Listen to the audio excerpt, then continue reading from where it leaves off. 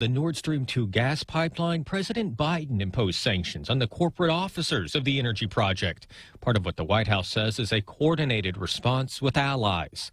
President Biden says the latest sanctions are another piece of the initial tranche in response to Russia's invasion of Ukraine, and further steps will be taken if Russia continues to escalate.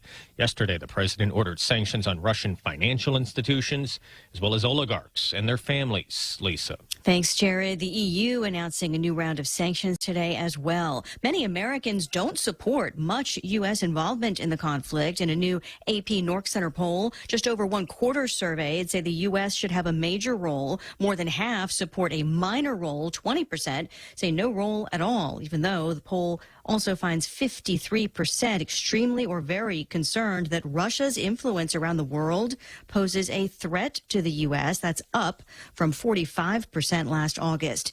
It's been nearly 2 years since the botched police raid that killed Breonna Taylor in Kentucky. Her neighbor on the witness stand today for the trial of the only officer charged, accused of endangering neighbors. 1 or 2 more inches and I would have been shot, which kind of upsets me because I think about it all the time, and I'm like, my son would have never even got to meet me. I would have never even got to meet my son. Cody Etherington also describing gunfire coming through the wall. Former Officer Brett Hankison is charged with wanton endangerment. The defense says the scene was chaotic and he was doing his job. Day 1 of jury deliberations in Minnesota for 3 former officers accused of violating George Floyd's civil rights in a federal case.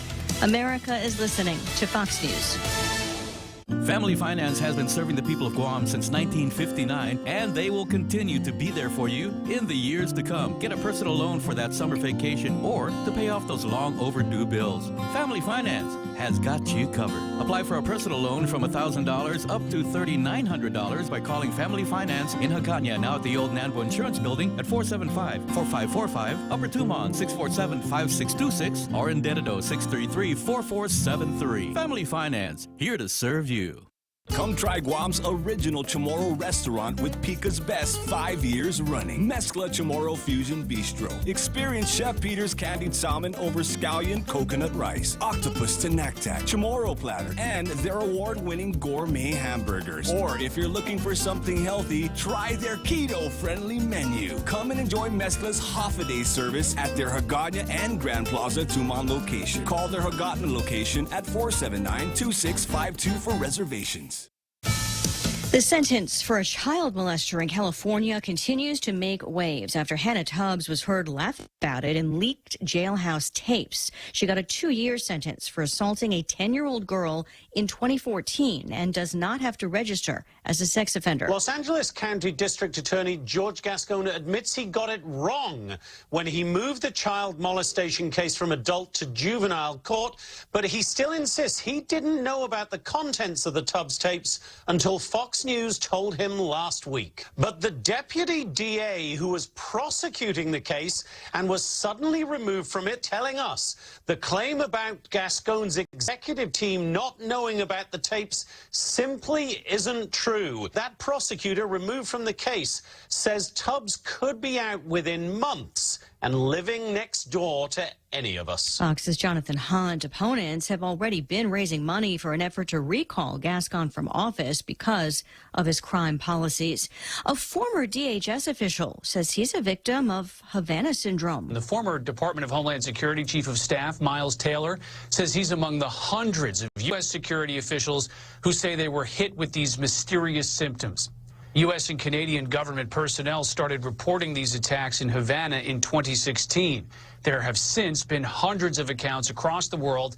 In January, the CIA released a report claiming it was unlikely a foreign adversary is behind the bulk of these attacks. Another report from the directors of national intelligence and CIA acknowledged the signs and symptoms are genuine and compelling in a subset of cases. Fox's Rich Edson. An investigation continues. An hour to the close on Wall Street, a sell-off. The Dow's down more than 400 points. The S&P more than 1%. The NASDAQ tumbling more than 2%. I'm Lisa Brady. This is Fox News. Half a day, this is Honey. Here at APL, our expertise and extensive network can help you grow your business and reach out to more global markets. As a responsible carrier, APL is also committed to a sustainable future, whether it's protecting the environment or investing our efforts in giving back to the community. Our dedicated teams in Guam, Saipan, and on U.S. mainland are here to support you. Call 588-4651 or visit apl.com. BK's new Double Whopper Jr. Your Way meal is now available. The Double Whopper Jr. is made with 2 fire-grilled burger patties, creamy mayonnaise, fresh lettuce and tomato, crunchy pickles, ketchup, and freshly cut onions on a toasted sesame seed bun. Our New Way meal includes french fries, 4-piece chicken nuggets, and a refreshing Coca-Cola. Get your hands on the new Double Whopper Jr. Your Way meal at your favorite Burger King location. Please wear your mask and practice social distancing. BK Tuman Bay, Hagåtña, Micronesia Mall, and the airport. BK Your Way. Did you know that 1 in 50 employees open a phishing email every day? Introducing Lookout, the leading mobile security solution that fully protects your company from all mobile threats. Get Lookout Mobile Security for free with any Docomo Pacific Business Unlimited mobile plan. Some conditions may apply. Learn more at business.docomopacific.com. Docomo Pacific Business. Work better together. Guam Auto Spot has the best selection in Buick, GMC, Mitsubishi, and used cars like the 2021 Mitsubishi Mirage starting at $127 per paycheck. 0 down. Call 671-478-AUTO to take a test drive or get pre-approved online at guamautospot.com.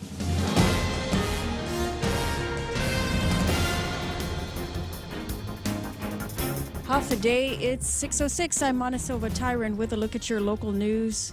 Here on The Point, emergency officials were on the scene of an apparent explosion at the Oriental restaurant in Manila last night.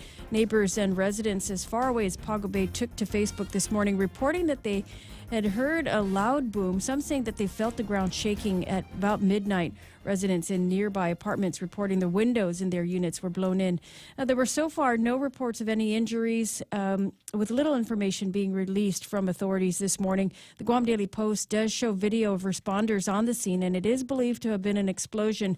Little else is known as the investigation continues. Well, police are also asking for the public's help in finding a 21-year-old man wanted in connection with a robbery in Barragata. Santino Addy wanted for questioning as part of an investigation into a February 21st robbery at the Route 8 store. It's the Route 8 Mini Mart in Barragata. Police say that he is suspected to have been involved in a number of other violent crimes using different types of weapons. They add he's considered to be armed and dangerous, so residents, if you see him, don't approach him. You are just urged to contact 911. And the man, his picture is in the Guam Daily Post, but he is also described as being about 5'6" tall, or about 5'8", 160 to 180 pounds, with light complexion, short black hair, and brown eyes. He also has tattoos of a cross on the back of both of his hands, and he was last seen in the Harmon area wearing a black shirt with white print and black pants. He's also known to frequent a number of different places. Again, call 911 if you do see him or know of his whereabouts. We'll have more news right after this. Always here to help you. This island is our home. Through the years, we've been a friend to the neighbors we have known. Now we're banking on the future. Services to choose. Bank Pacific. Where others put branches, we place roots. Guam is now in receipt of the $56.1 million in federal funding as an advance for the payment of earned income tax credits. The receipt of the $56.1 million ensures the timely payments, which refund a payment of refunds for early filers, which the Department of Rev and Tax will begin processing in the next few days, according to a Rev and Tax press release. But Guam Congressman Mike St. Nicholas responded to the news saying that he's satisfied that his efforts went through to ensure federally that these monies first go to the payment of tax refunds for our people, and it was upheld by the U.S. Treasury. Meanwhile, pandemic hits. Small businesses only have a couple of days. Actually, they only have until tomorrow to apply for that local employers assistance program, also known as the LEAP program.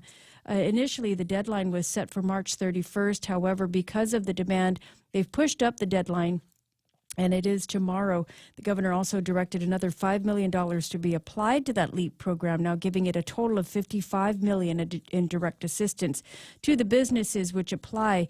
Now, GITA, which is the administrator of that program, has awarded so far 444 grants, with another 400 expected to be approved. They do say that about $63,000 has been given to small businesses which apply. If you want to apply, again, the deadline is tomorrow. You can visit the GITA website or go to their ITC office on the 5th floor. And the Joint Information Center did notify the Homeland Security that another death related to COVID-19 was recorded. This one, an 82-year-old man who died at Naval Hospital. He was unvaccinated and also had underlying health conditions. There remains 42 people in the hospital with COVID-19, 6 in intensive care. And from the testing the other day, it turned up 349 new cases of COVID-19. And that's out of 1,100 people who were tested. And those are your top stories here on The Point. Here's Ray with your weather. Wait, on the microphone here. Let me see if I can get that on. I don't know what happened to your camera. Mercury. Mercury is in second grade, or retrograde, or something like that. Second grade is The better. Republicans stole it. It's just the last person to sit on this chair was Felix Picamacho. There could be something to that. There could be. Yeah. I don't know. It's okay.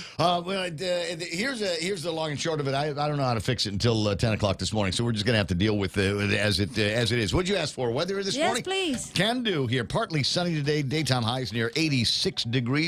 Let's see if I can get some weather up on the screen so you can see what things look like satellite-wise for us here in this part of the woods. It says here, partly sunny, highs near 86 degrees. East-northeast winds 13 to 17 miles an hour, gusting as high as 22 miles an hour. You know where I was yesterday? I was down in Channel 10 area at one of our secret lairs. Oh, the place you burnt to a crisp? I did not burn it to a crisp. Somebody else did. Somebody said they saw a guy and a girl, and somebody was smoking a cigarette, and maybe they threw it out of the car, and that's why most of one side of the entire Nimitz, from there to Cross Island Road, it's just one big char, as it were, and you can smell it. There's some places something's smelly here. It's burned, mostly cloudy tonight, with overnight lows of about 76 degrees. East-northeast winds 11 to 17 miles an hour. Gusting again as high as about 22.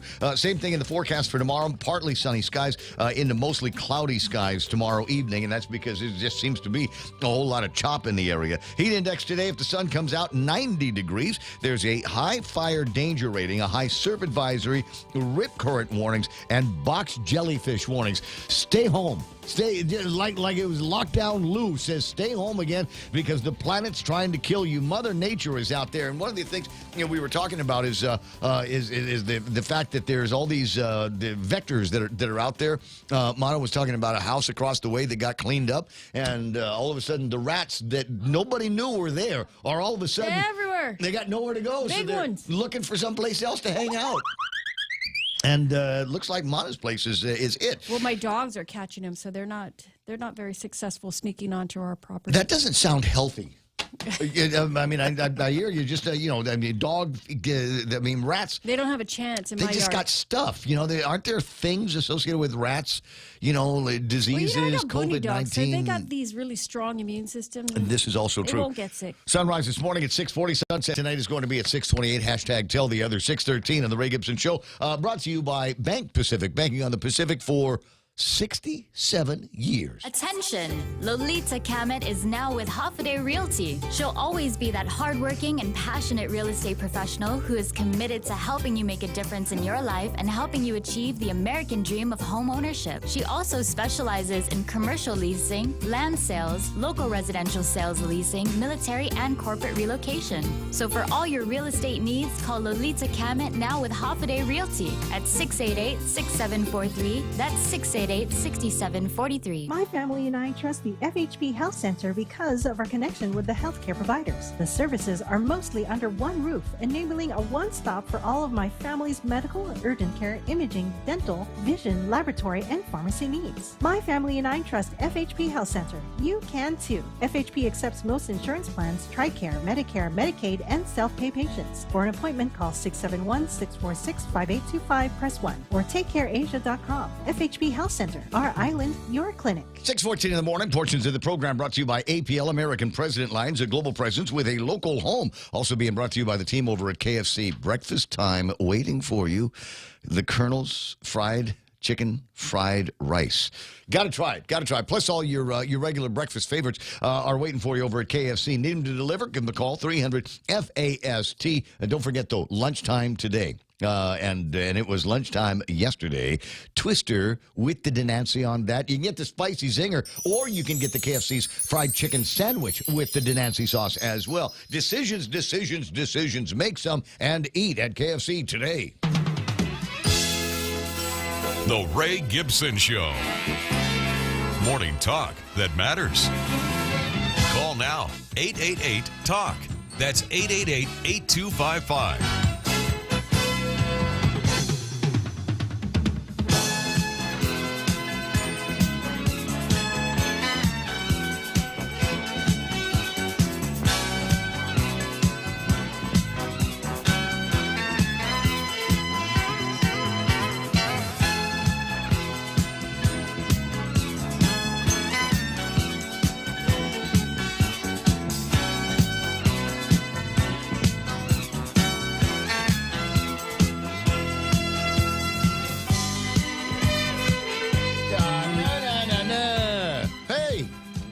Welcome to the program. Excuse literally the mess around here today. It's Ray Gibson Show on 93.3 The Point. My name is Ray, and as usual, thrilled to be here with you because it's Thursday. It's Thursday, and for what, the second time in the week, I'm wearing a shirt that has a collar and buttons on it all the way up and down. It's just, there was ironing over the weekend, and I'm glad that I got some of that stuff done.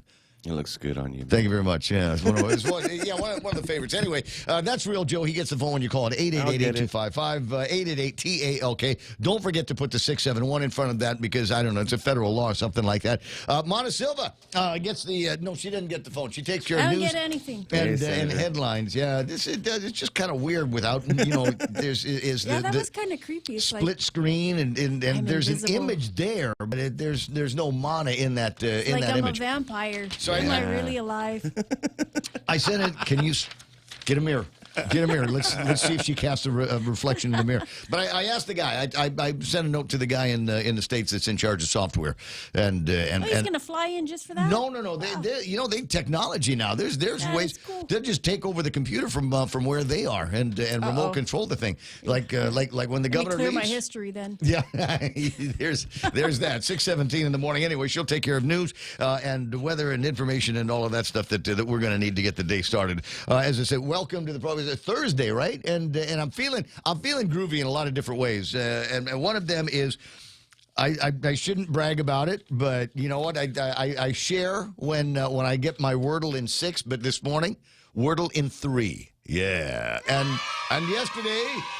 Wordle in 2. I might have only ever done that like in the history of Wordle like twice, but I'm sitting there and I orate was a very, very good start word yesterday. Not so bad today, but it was a great word yesterday because it gave me 4 of the 5 letters that I needed. 2 of them were in exactly the right place. So it was one of those things. After I got that first one and I saw what the letters and the combinations, the possible combinations were, I left it alone literally for hours, and I let it marinate in my head. You know what? When I was interviewing Felix Camacho and Tony Adda yesterday, that was what was going on in my head. Never mind the questions. Never mind campaign promises and platforms and all of this other. None of that makes any difference. I'm sitting in my head going through the alphabetical calculus that is Wordle. That stayed with me all day long. Anyway, so that's among the reasons why I'm feeling pretty good. Got a lot of stuff taken care of yesterday, and ready to help bring you into Thursday. An amazing number of things on the table of contents. I say amazing because, frankly, the only news that I was able to get today came from the Guam Daily Post and Candid. I don't know what it is. The PDN did not have the issue ready at the gas station when I went. Was it there when you went? I think so, unless I read yesterday's paper. Did it have? It happens to me. Did it have Sked on the cover? If it had Sked on the cover, then it was yesterday's paper.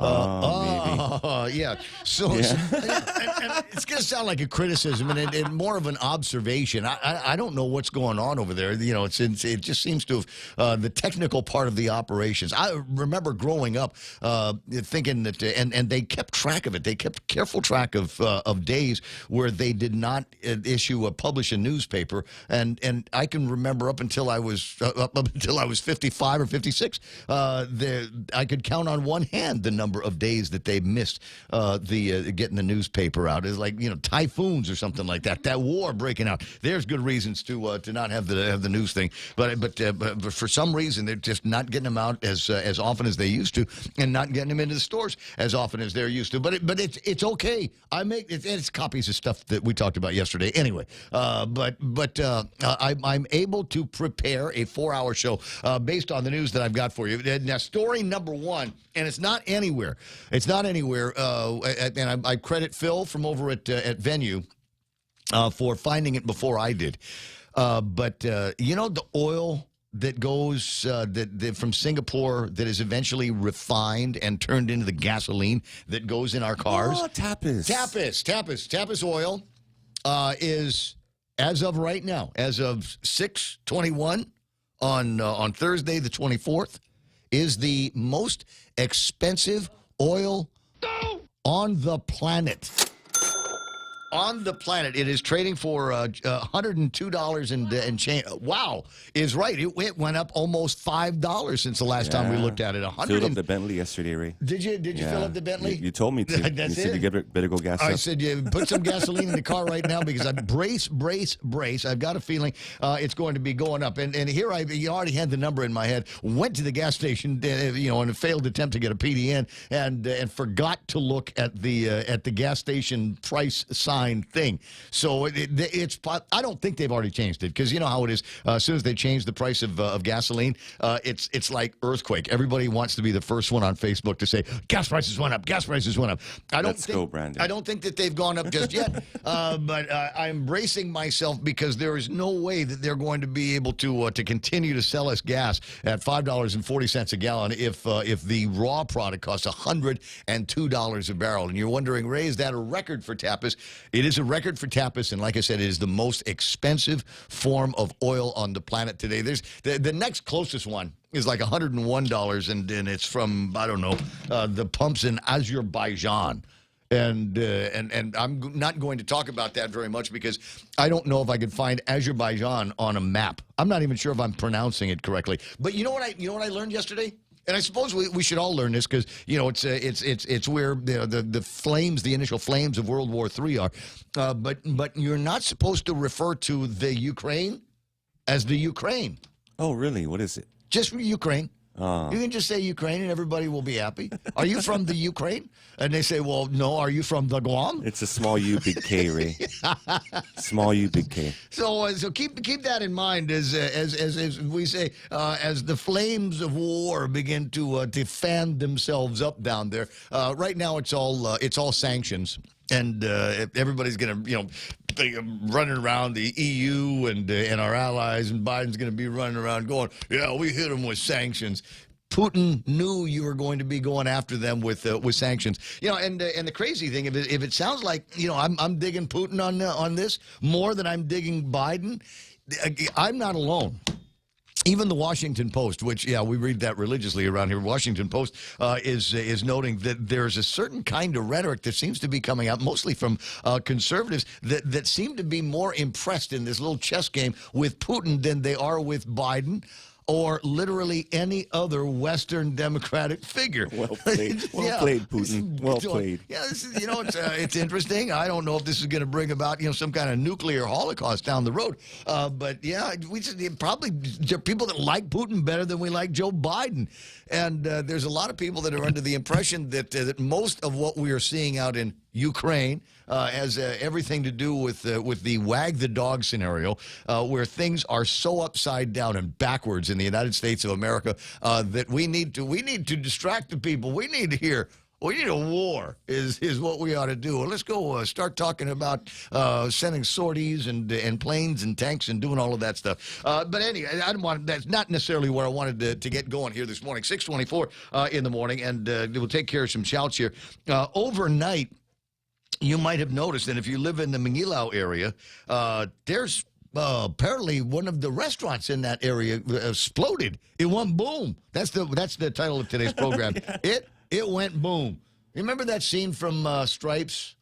Where's your sergeant? Yeah. Blown up, sir. Blown up, sir. Where's your restaurant? Food Blown bar. up, sir. Now, see, he doesn't realize the true loss of this restaurant. You know, we have lost a really good restaurant. They have like superb Yeah, pillar fried of the chicken. community. Oh my gosh, he's never eaten there. No, what? Never. And so I was trying to And you'll explain to never him. eat there ever. I was trying to explain to him how the orders are recently taken in these pandemic times. The owner, through a window, it It's has a this stick. long stick that gets your money and then hands you your food. It's like the same length as the one they have over at the legislature. Every time somebody wants to talk about, exerting their own power and authority, they take out the 10-foot pole, same one as the guy at Oriental Kitchen uses, and we're going to use that to push that measure over as far away from us as we possibly can. No, I don't think I've ever eaten at Oriental Kitchen. Yeah, and it's I just, think they're the not one of my inventors of the go-tos. one choice, two choice because their There we food go. has been around forever. So we still don't know too much about No, the explosion. No, I mean, there's all kinds of speculation, like maybe it was a gas leak or something, but. The Guam Daily Post went online and did some coverage from the scene. You might be able to find that on the Facebooks.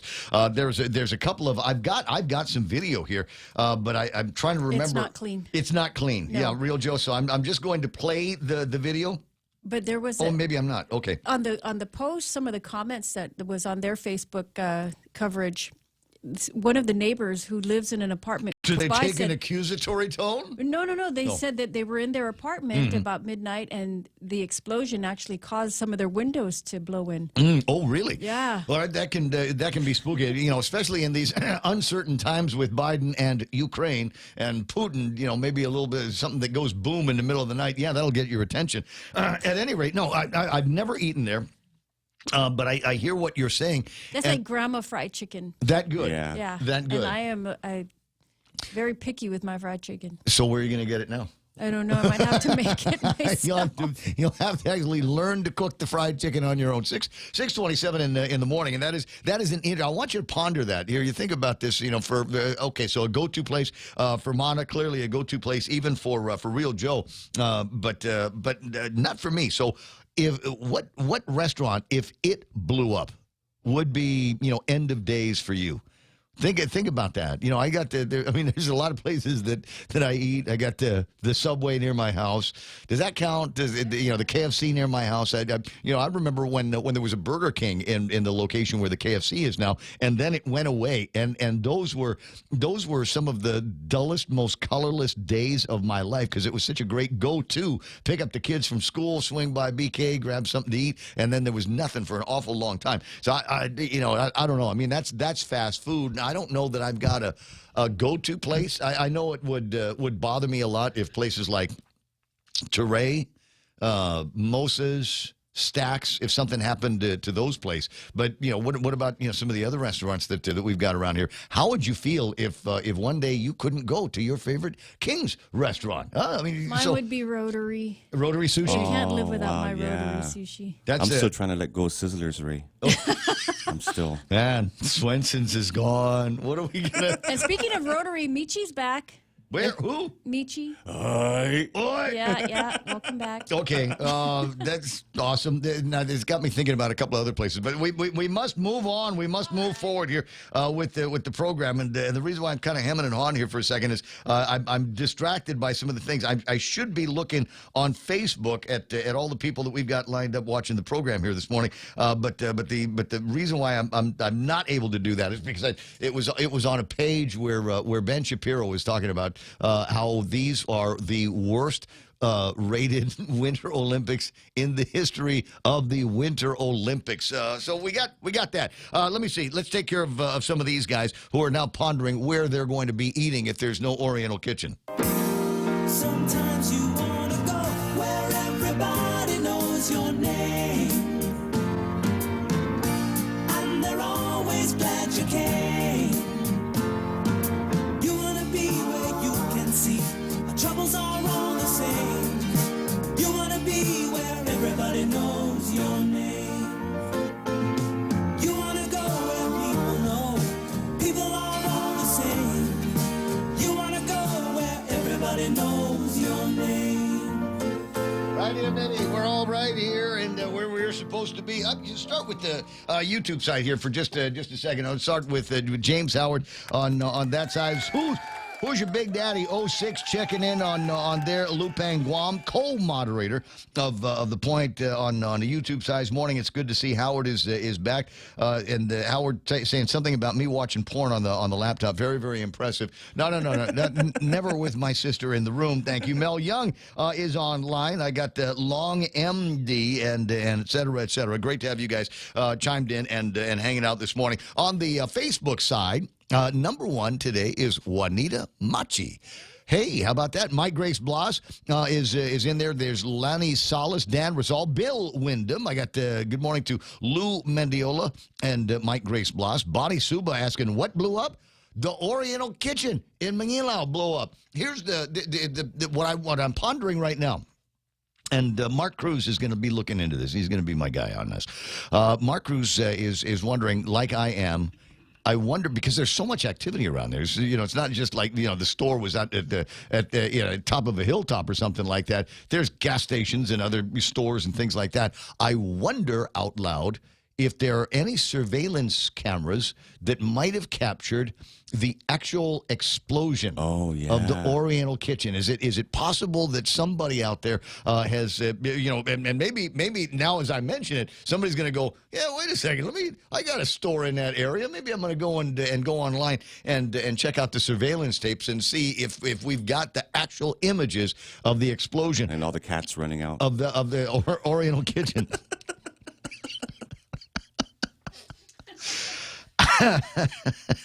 I had a real joke. Where was I? The Bonnie Suba, Melvin Santos, kimchi noodles and barbecue chicken. Sounds good to me.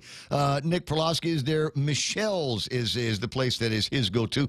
And I got Julia Santos. Ken Brown saying half a day to everybody from beautiful Sacramento, California. The mom of the program, Pam Duvall, checking in. Priscilla Castro Torres online. MT Farron says Kinney's. Pete Rivera online. Oliver Malacas is there. Stephen Applegate is chiming in. Buenas and half a day to Carolyn Long. Marla Carbolito. William Civillo. I saw a short video of the Oriental Kitchen of a passing driver. It is practically destroyed. I pray no one is inside that we are aware of. There are no injuries associated with that explosion. And I know, William, which one you're talking about.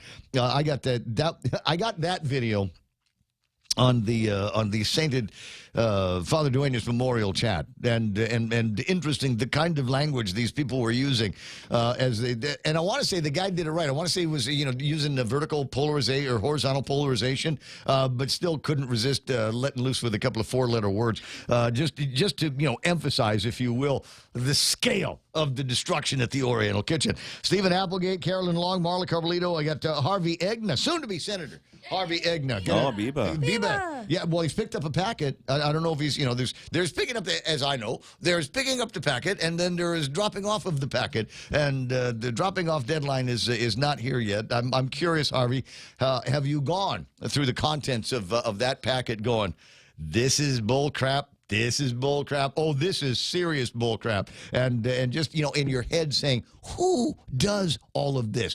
Who is the reason why all of these things are in there? Didn't it feel like they're trying to put up some kind of massive roadblock so only people with the secret decoder ring are able to fill out all of the forms and all the paperwork that's required just to run for public office? It should be as easy, I say, as getting a marriage certificate. In fact, maybe I ought to make those a little harder to get.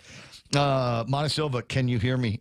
Penny Cruz, Josh Desiree Lesonco, Buenos Aires, Kennedy Robinson is online. I like that. Two first names. Don Duk is there. Jennifer Leon Guerrero Mendiola. Hoffa Bonnie Suba says, that is so weird. In Hermiston, Oregon last night, the food service warehouse blew up too. Some kind of a boiler problem. You know what it is? Russia connection. It's a Russian connection. Well, I mean, that's one of the things that we're supposed to all be worried about is hackers. Is it possible that the Russian hackers got to Mana's camera, and that's why I'm able to put her on? And note, I also don't have Jerry Roberts' camera working here this morning. Oh, wow. But that's a big loss. Well, you know what? He's going to be in and out anyway. I don't know about him, but I like vodka. He's got that live to lead thing.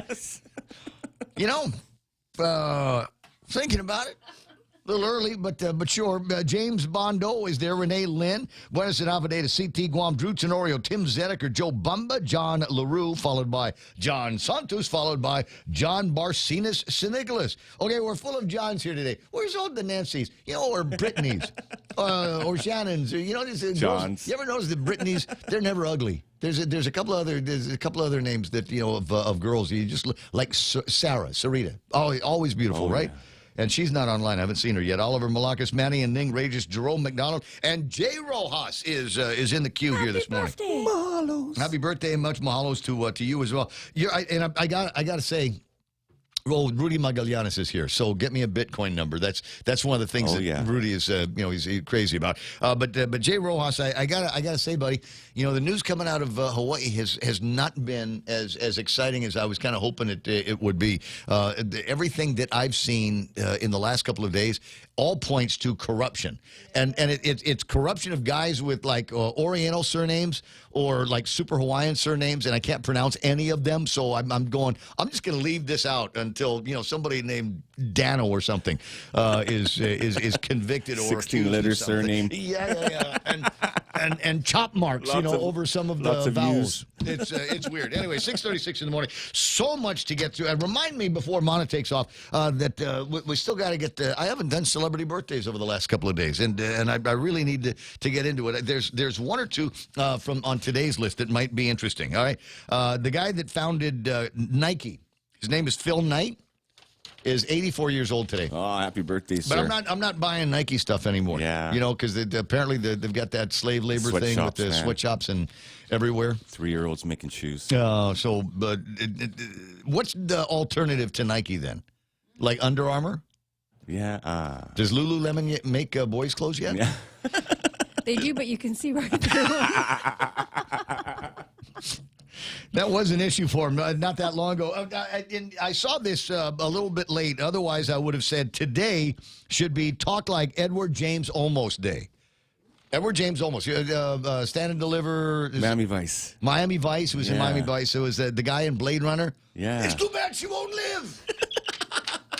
But then again, who does? So it was in that when he was the teacher, right? He was the Spanish American teacher in the inner LA classroom, and he took a bunch of kids that would normally have been destined to be losers for the rest of their life, and introduced them to the magic of calculus and mathematics. And the movie's always stayed with me because there's a couple of lessons in there about how to multiply times 9. Did you ever watch that scene? Calculus, Holmes. 2-1 essay. For life, Cardinal. Talk like Edward James almost today.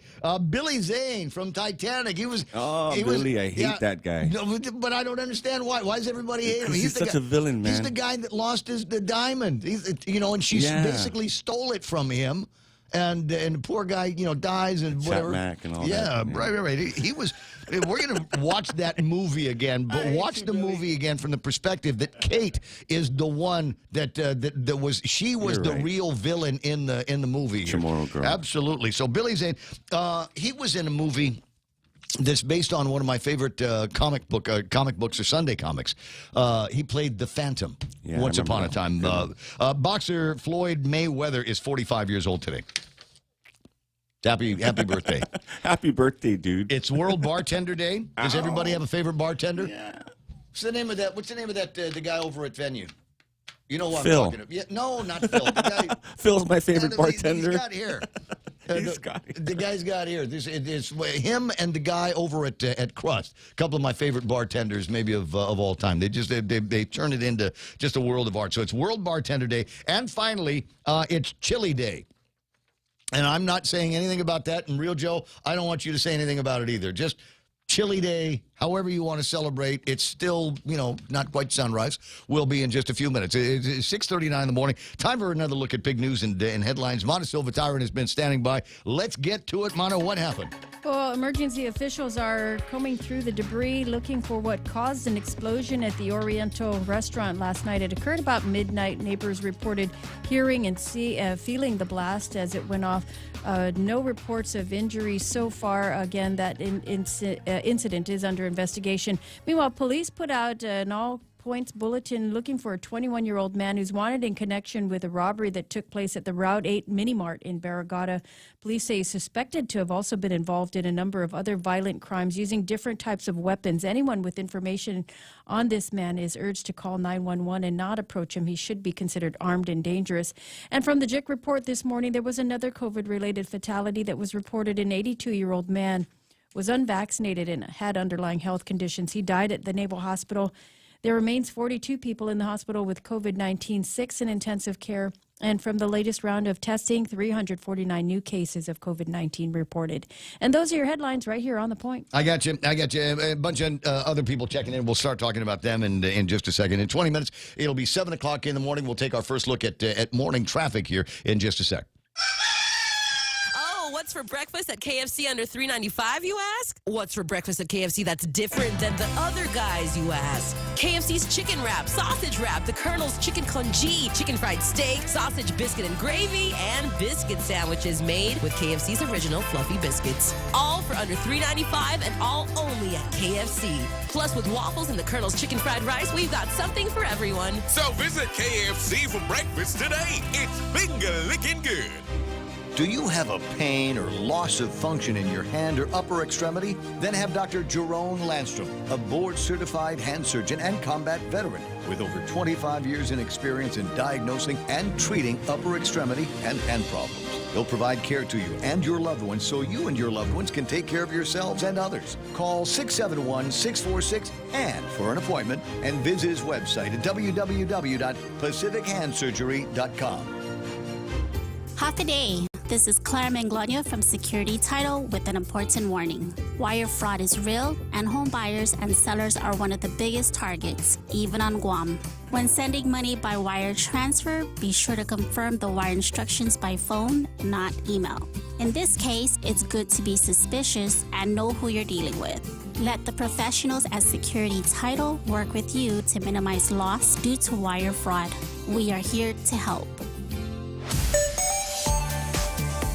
I see it up on the screen, and now would be a pretty good time to get on the road. Now, I don't know if they've got everything cleared up in front of the Oriental Market that went boom last night. So if you're in that area, maybe expect some delays. Build in a little bit of extra road time. Don't see anything happening up in Gigo, southbound Marine Corps Drive. From there, just a couple of snags at the intersections. Nothing major down at Waisangsong. Intersection of 1 and 3 running fairly clear right now. The intersection of 1 and 16 also running fairly clear. 8, 10, and 16, not so bad. There's a little bit of traffic over in front of the Golden C restaurant as usual. 10 and 15, you'll see some delays moving through there. And like I said, maybe there's going to be some of that associated with the Oriental Kitchen. People will be slowing down to look at it. Can you imagine? All of the video and everything that we've seen comes from last night, so it's dark. Imagine what the scene is going to look like now that the sun is up at 6:42. In fact, do me a favor, if you are in that area, snap a picture of it and send it in. Is 797-8255. That's our WhatsApp number. Again, 727-8255. Love to be able to get that up on the screen and see what's going on. I do have some images that have been sent in. Sunrise from pretty Sarita Garin's house. And look at this one here with plenty of color on it. Oh, nice. Kind of good. Like the way that looks. Got a little bit of Prince purple in there, and then we've got a little bit more of when it was before the color began to change. Thanks very much, Sarita. And we're all dying to know, what does Chancey's lunch look like today? This is one that she sent in a couple of days ago, where we've got the rice.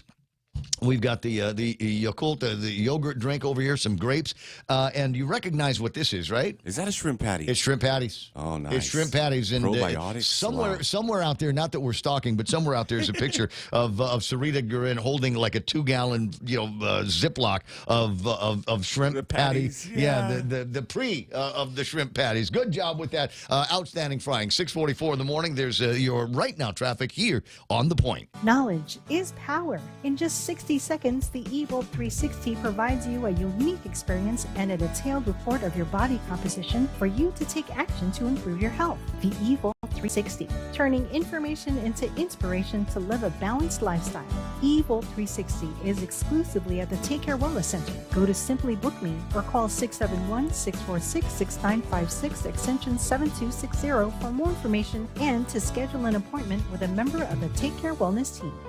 Check out the newest hydro and garden center to hit Guam, Crop King Hydro. We have a huge selection of plant nutrients, soils, hydroponic mediums, organic pest control pumps, plant support, tools, and so much more. Call 635-4769. 635-GROW. Open Monday through Saturday, 10 to 6 at the Dededo Satina Mall, right across from Payless and Paradise Fitness. For whatever you grow, think Crop King Hydro. Crop King Hydro. I'm sorry, reading the listing of lapses of common sense and going, wait a second, I think I've done that as well. You know, when you've got a power strip and you got the power strip and you plug the plug into the power strip. How many times have you ever done something like that in your life? 6:45 in the morning, portions of the program brought to you by the guys over at Nissan. You know, February is almost over. I don't know when they're going to be all done with that incredible sale that they have on 2021s. Might still be time to get in there, and I know that they're moving fast. So go in, take a look at some of the great inventory that they've got. Everything for the Road family, all the way up to Infinities. They can do that for you as well over at Nissan. Ask them about the great deal where you have to decide whether you want the free loan, basically interest-free loan for the life of the loan, or whether you want Nissan to cover the first 3 payments. Got good credit. Maybe even get you into that new ride without laying out a down payment. That's the kind of magic that they can do over at NissanGuam.com. Rediscover talk radio here. It's the Ray Gibson Show. Call now, 888-TALK. That's 888-8255.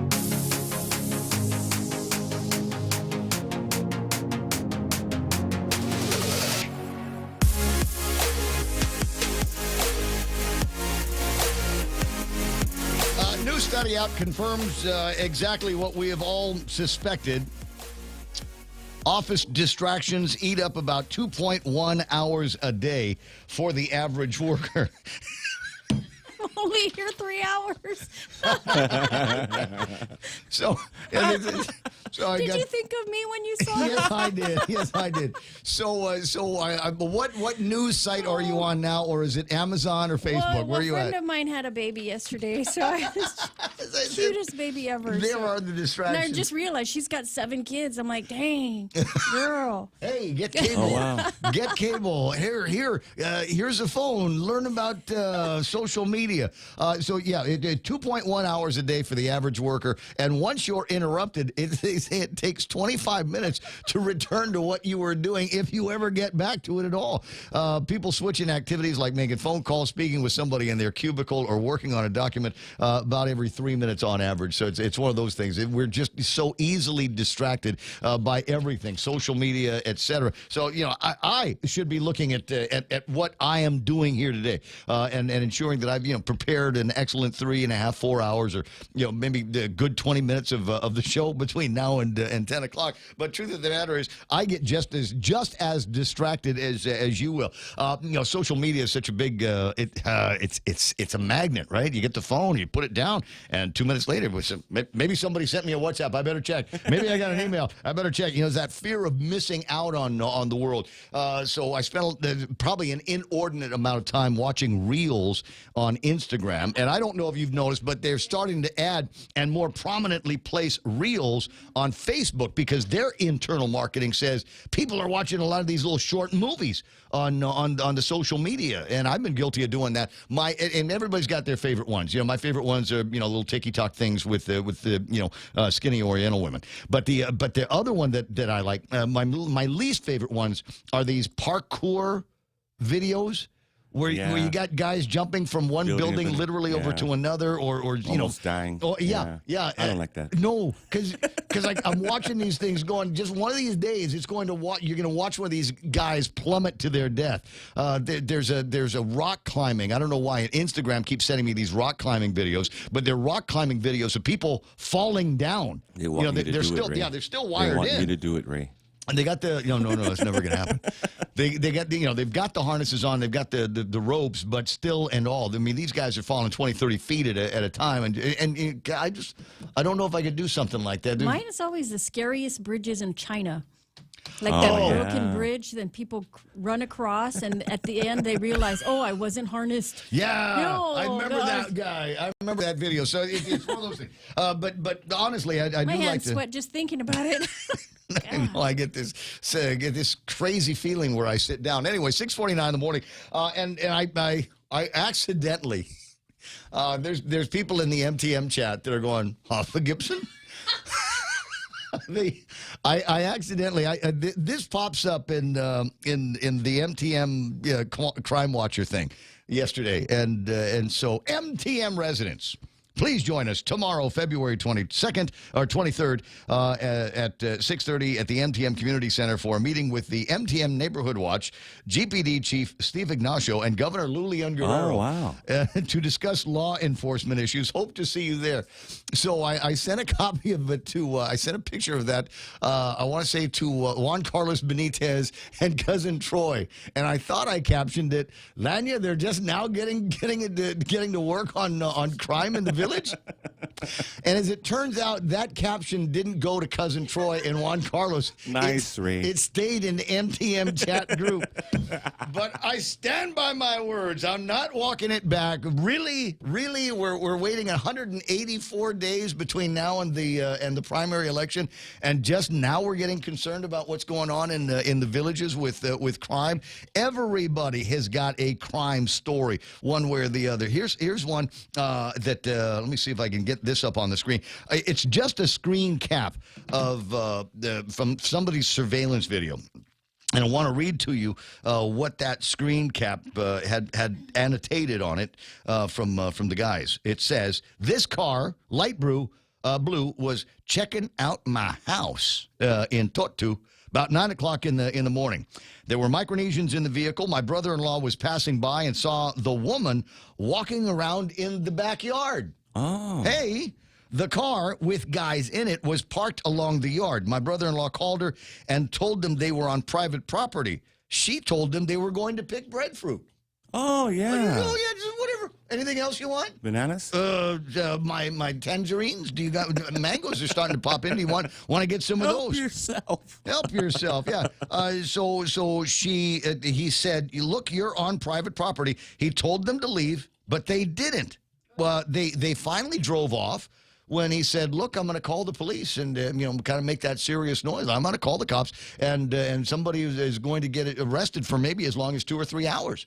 So you better hit the road, Jack. You better skedaddle out of here. You. Every day there are stories like that on just my MTM security guy chat. I cannot imagine what it must be like with the security chats up in bigger villages like Dededu and Jigo and Manila, where there just seems to be a whole lot of people. There's a Facebook post of a guy getting accosted by another dude somewhere, and apparently they know each other. And the guy's mad because he asked for cigarettes, but the guy only gave him one cigarette. Oh, wow. Like, hey, man, why are you so tight with your smokes? Prim, you know me, Prim. Why don't you just give me the pack, right? Unbelievable what's going on out there. And so all of a sudden, maybe because I'm talking about it a little bit more these days, the prominence of crime and petty theft and even the big stuff going around in Guam has just become, I think, intolerable. And has been getting to be intolerable for a lot longer than just the election season. So watch out for that. 6:53 in the morning. It is election season, and there is going to be all kinds of posturing and press releases, battles of press releases. Yesterday, I found out on Candid News a couple of things that showed just how hard Mike Sinicolas has been working for the peoples of Guam. There's a story about him teaming up with was this Alaska and Hawaii. To help do something about compact impact. Now, everybody knows for the last 100 years or so. That there has been free and unfettered access to the United States via Guam for a lot of folks out in our brothers and sisters in the other island nations that we've got around here, and a lot of times they just stop when they get to Guam, but there is an impact on that for which Guam and some of these other host places will receive their share of only $30 million. Only $30 million. Now, the idea is we should be able to go back to Congress and say, look, it costs us a whole heck of a lot more than that. How about $150 million a year for compact migrants seeing to their education, security needs, health needs, when they go to the hospital. But the idea in Congress of anything that's going to have a price tag attached to it is beyond comprehension for them. So maybe we got to come up with another idea. And they did. And I like this idea. So there are offsets. There's money that the federal government will give us, but we gotta kind of buy our way in. We don't get 100% of anything. So 50% of this, and then you cover the other 50, and then everybody's happy. So rather than us covering the other 50%, we would just offset that with credit from taking care of these compact migrants. And I thought, well, it's a great idea. But I haven't heard a peep out of anybody over at Adeloop congratulating Mike for coming up with something that could actually save taxpayers here on Guam upwards of $100 million a year. And I think that's just back in the envelope calculations. It came out yesterday. And there's kind of a bittersweet story on this one. They came out. You might have seen it on Candid, MSN's EITC. Wait, hold on. I'm not going to read the whole thing. It's going to Candid News.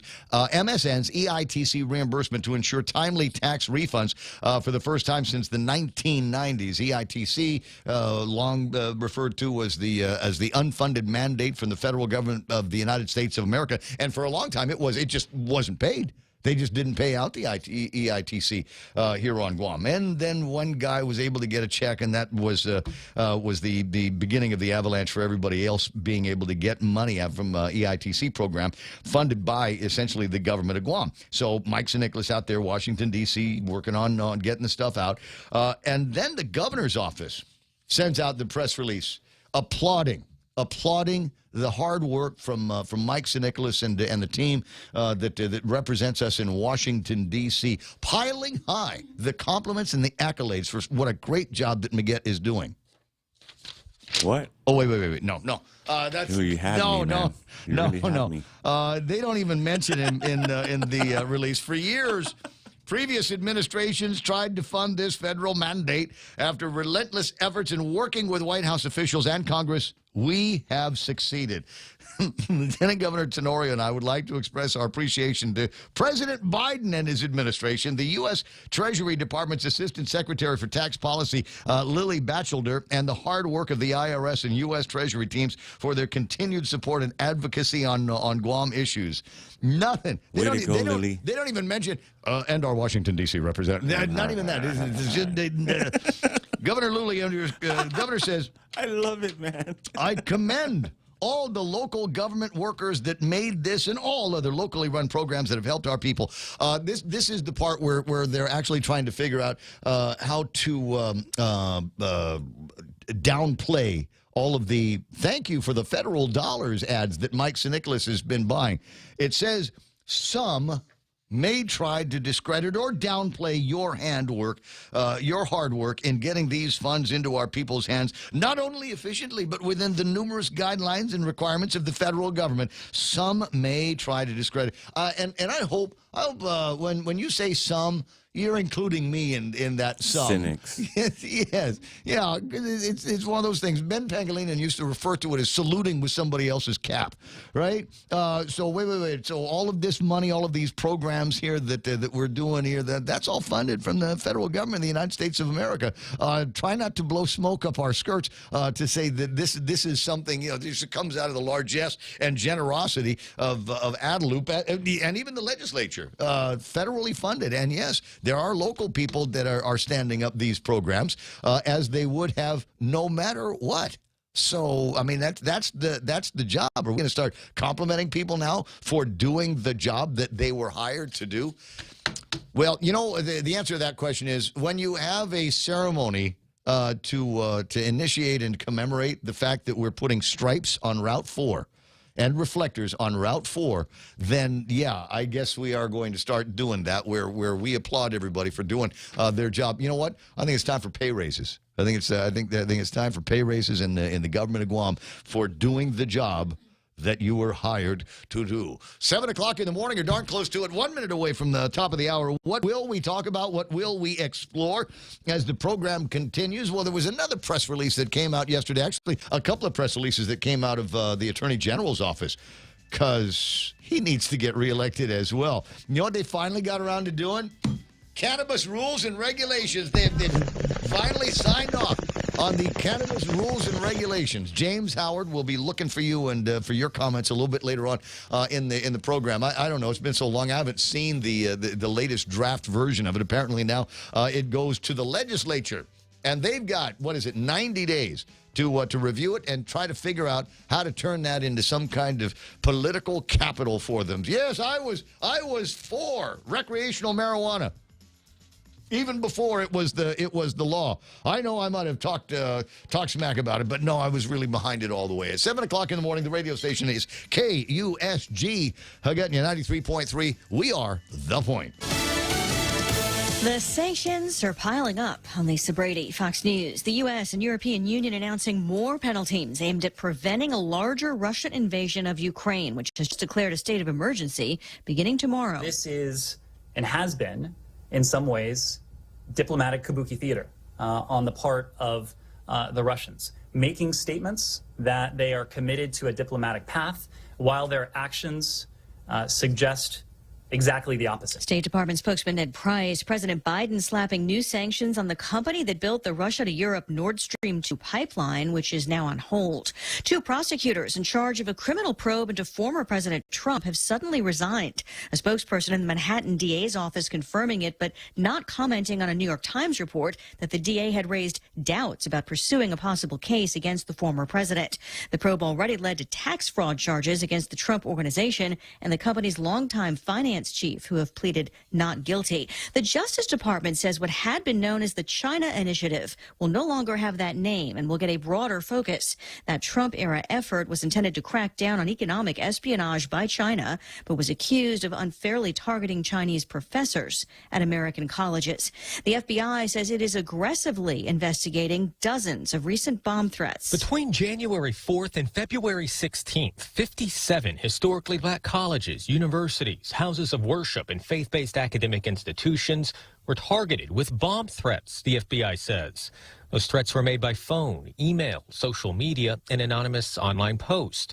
The Bureau says 31 field offices are actively working with other law enforcement agencies in investigating the cases as racially or ethnically motivated extremism and hate crimes. Fox's Jared Halpern, no explosive devices have been found. America is listening to Fox News. Half a day, this is Josh here at APL. Our expertise and extensive network can help you grow your business and reach out to more global markets. As a responsible carrier, APL is also committed to a sustainable future, whether it's protecting the environment or investing our efforts in giving back to the community. Our dedicated teams in Guam, Saipan, and on U.S. mainland are here to support you. Call 588-4651 or visit www.apl.com. What's for breakfast at KFC under $3.95, you ask? What's for breakfast at KFC that's different than the other guys, you ask? KFC's chicken wrap, sausage wrap, the Colonel's chicken congee, chicken fried steak, sausage biscuit and gravy, and biscuit sandwiches made with KFC's original fluffy biscuits. All for under $3.95 and all only at KFC. Plus, with waffles and the Colonel's chicken fried rice, we've got something for everyone. So visit KFC for breakfast today. It's finger-licking good.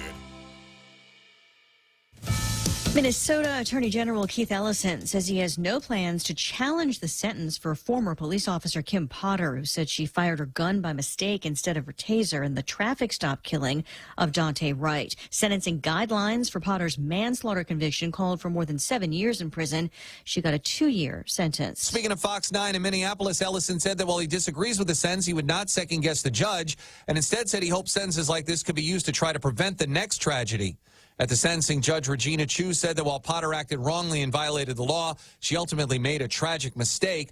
The sentence drew scrutiny from activists along with Wright's family. Fox's Ted Linder. Police in Philadelphia are suing over a city law banning officers from stopping drivers for minor violations. Due to going into effect next Thursday, the law applies to offenses like improperly displayed registration stickers or broken taillights. Black and Latino drivers are stopped more often for those what are sometimes called pretextual stops, leading to the investigation of other crimes. The Philadelphia Lodge of the Fraternal Order of Police is suing to invalidate the law, claiming it runs counter to state law covering those violations. Fox's Chris Foster. Another movie streams its way to record territory. Inventing Anna is the latest breakout series for Netflix. The Shonda Rhimes created series based on a true story toggled 196 million hours watched between February 14th and 20th.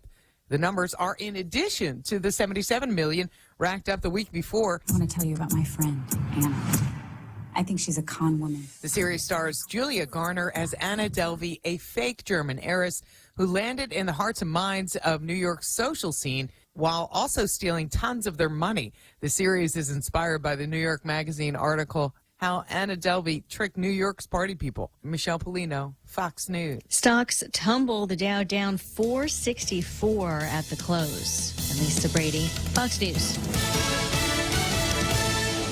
Subway keeps the Eat Fresh Refresh subs rolling in with the fresh take on timeless classics. Try the honey mustard rotisserie style chicken. It's the new Subway rotisserie style chicken with a flavor upgrade, mizzled with honey mustard on hearty multigrain bread and topped with fresh hand-sliced veggies. Craving some heat? The Baja Turkey Avocado hits all the hot notes. Oven roasted turkey stacked high on hearty multigrain speared with smashed avocado and drizzled with the piquant chipotle sauce. Tuck into new subs to savor at Subway. Eat fresh. Half a day, this is Congressman Nicholas. While local COVID-19 testing has unfortunately become less available lately, there are 4 free at-home federally available COVID tests that you can have to test yourselves and your families as needed. Please contact your congressional office at 671-475-6453 or at michael.snicholas@mail.house.gov to find out how we can help you access those tests. This ad was paid for with official funds from the Office of Congressman Michael F.Q. San Nicolas.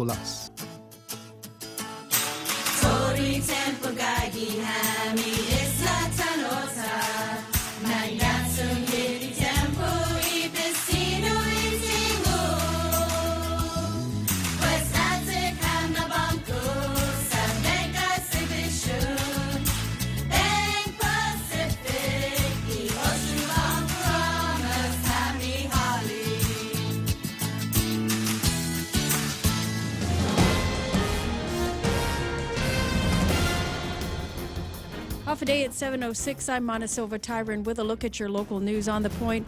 Emergency officials were on the scene of an apparent explosion at the Oriental restaurant in Manguilao late last night. Early this morning, neighbors and residents as far away as Pago Bay reported that they heard a loud boom. Some even say they felt the ground shaking. Residents nearby also reported some of their windows were blown in. Now, police haven't released any information regarding the investigation, nor have the fire officials. There's also been no report of any injuries associated with the blast. It is still under investigation. Meanwhile, police are asking for the public's help in finding a 21-year-old man who's wanted in connection with a robbery in Barrigado. Santino Atti wanted for questioning as part of a robbery that took place on February 21st at the Route 8 Mini Mart in Barrigado. Police say that he's suspected to also have been involved in other violent crimes using different types of weapons. He is to be considered armed and dangerous, and anyone who might know of his whereabouts should call 911. The public is urged to stay away from him, again, because he should be considered armed and dangerous.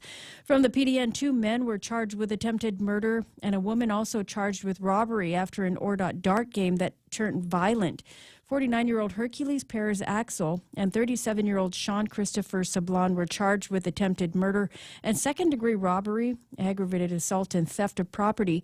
And 42-year-old Rebecca Ann San Nicolas charged with second-degree robbery and aggravated assault. Court documents indicate that the victim was at a home in ORDOT. Was there to play darts and had $850 that he brought with him to bet. He was allegedly attacked while in the home, and his wallet was taken. The complaint states that he was stabbed by the 2 men, but was able to flee and flag down police. He was taken to the Guam Memorial Hospital. We'll have more news right after this. BK's new Double Whopper Jr. Your Way meal is now available. The Double Whopper Jr. is made with 2 fire-grilled burger patties, creamy mayonnaise, fresh lettuce and tomato, crunchy pickles, ketchup, and freshly cut onions on a toasted sesame seed bun. Our New Way meal includes french fries, 4-piece chicken nuggets, and a refreshing Coca-Cola. Get your hands on the new Double Whopper Jr. Your Way meal at your favorite Burger King location. Please wear your mask and practice social distancing. BK Tumon Bay, Hagåtña, Micronesia Mall, and the airport. BK Your Way. The Guam Daily Post reports that Guam could be about 3 months away from adopting formal rules and regulations for an adult-use cannabis industry, nearly 3 years after it was first enacted by lawmakers and the governor. The Attorney General has finally approved the revised rules and regulations from the Guam Cannabis Control Board as to legality informed. Levin Camacho's approval followed a months-long review process, and several revisions were made to ensure that the rules were constitutional and complied with the administrative adjudication law. A copy of the approved document could be released today. Now, the rules spell out how businesses obtain licenses and permits to grow cannabis, manufacture products and edibles to sell to adults over the age of 21. The rules will also apply to licensing or cannabis dispensaries, farms, and bakeries. As laid out in local law, senators have 90 days to act. After that, the time to act lapses and the rules will take effect. And from the JIC report this morning, there was another COVID-related fatality. An 82-year-old man died at Naval Hospital. There also remains 42 people in the hospital with COVID-19 and 349 new cases reported from the tests that were done the day before yesterday. And those are your top stories here on The Point. Here's Ray with your weather. I think everybody likes this. Instead of the camera, I think everybody likes the picture that's up on screen now. I don't think we can continue. I might be able to continue to use that for the whole rest of the day. Didn't everybody? Yes. Well, you were going to send me a campaign picture. I'm looking. I got to pull it up. Wait a second. So here's the thing. I say campaign picture, and people all over Guam are going, Montesilva's running. Montesilva Tyrant's running for office. Day. That's right. That's right. So we'll see if it's vintage or if it's a new one. 10 after 7 o'clock in the morning. I got partly sunny skies in the forecast today. Highs near 86 degrees. Winds east, northeast, 13 to 17 miles an hour. Gusting as high as 22 miles an hour. Mostly cloudy tonight with gusts as well. For tomorrow, which is Friday, partly sunny. Highs near 86 degrees. East-northeast winds up to 17 miles an hour. Gusting as high there as 22 miles an hour. Into the forecast for tomorrow night. Mostly cloudy. Lows about 76 degrees. Now, there's a lot to keep in mind here. With Mother Nature and current conditions, there is a high fire danger rating. I got somewhere around here. I'll see if I can play it. Except it's on Facebook. Somebody sent me a video of the fire on Cross Island Road yesterday, and it's amazing. The sound of the fire is so unbelievably loud, and it was shot from inside of a moving vehicle. High surf advisory in effect. There's a rip current warning in effect, and box jellyfish are here for the. You know what? I think. The governor needs to do something about the danger of these box jellyfishes. Maybe they ought to have village meetings or something like that. Take care of that problem. Sunrise this morning was at 6:40. Sunset tonight is at 6:28. Hashtag tell the others. There's news and weather together here on The Point. Top End Pest Control is who you call for all your pest control needs. Got a problem with roaches, ants, spiders, rodents, fleas, ticks, termites? No problem. They do it all. Top End Pest Control is a service-disabled, veteran-owned small business and HubZone certified. Serving Guam since 2012. Call them today for a quote, 487-5657, or email topendpest@gmail.com. Check them out on Facebook at Top End Pest Control and give them a like. Top End Pest Control for all your pest control needs. Attention! Lolita Kamet is now with Hafaday Realty. She'll always be that hardworking and passionate real estate professional who is committed to helping you make a difference in your life and helping you achieve the American dream of home ownership. She also specializes in commercial leasing, land sales, local residential sales leasing, military and corporate relocation. So for all your real estate needs, call Lolita Kamet now with Hafaday Realty at 688-6743. That's 688-6743. It's 7:12 in the morning. Portions of the program brought to you by APL. That's American President Lines, a global presence with a local home and something to rave about from Wendy's. The new hot honey chicken biscuits. Spices up the morning with an all-white meat breakfast. Chicken there, and it's filet. It's a filet drizzled with hot honey sauce. Now, there's something magical. We've talked about this before. Something magical happens when you put honey and chicken together. If you've never tried it, go and try it this morning. There's a warm, fluffy buttermilk biscuit waiting for you with that chicken filet on the inside. Choose wisely. Choose Wendy's new hot honey chicken biscuit for breakfast. Only at Wendy's. We got you. The Ray Gibson Show. Any speaker, anytime. Morning talk that matters.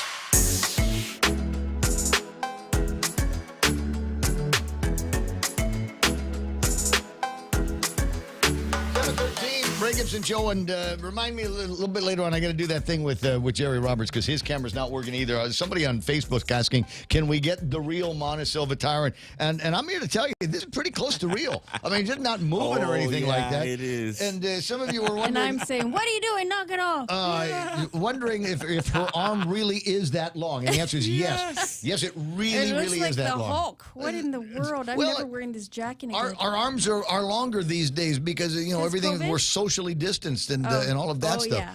So I'm trying to figure out. I went to one of these fast food places not that long ago, and when I paid, I had to put my credit card into a little box. And then the lady picks up my credit card, and then she does the transaction, puts the credit card back into the box, and then hands the box to me so that I can take my credit card out of the thing. And I'm wondering why. Does any of that make any sense at all? Ritual, I Ray, mean, ritual. When I back in the old days, I just kind of hand her the card, and then she would take the card. But now it's got to go into this box. Like just the fact that the credit card goes into the box, all of a sudden it is sterilized, and COVID-19 rendered inert as a result of all of this because it's gone in these special little plastic boxes for which COVID-19 could not possibly exist. I mean, that's got to be it, right? That's got to be it, because otherwise it doesn't make any sense at all why this additional extra step is being taken, and I just don't get it. I hope, and maybe I've said this too often, but I'm going to continue to say it because I'm a whiny little talk radio guy. I hope that with guys like Mike Sinicla saying, COVID is over, baby. Get rid of the mandates. Get rid of the restrictions. You got Felix Camacho sitting next to Tony Adda and Eddie Jerome Baza-Calvo saying, yeah, I don't want to second guess anybody, but we got to get rid of these restrictions and mandates here. See, we just got to.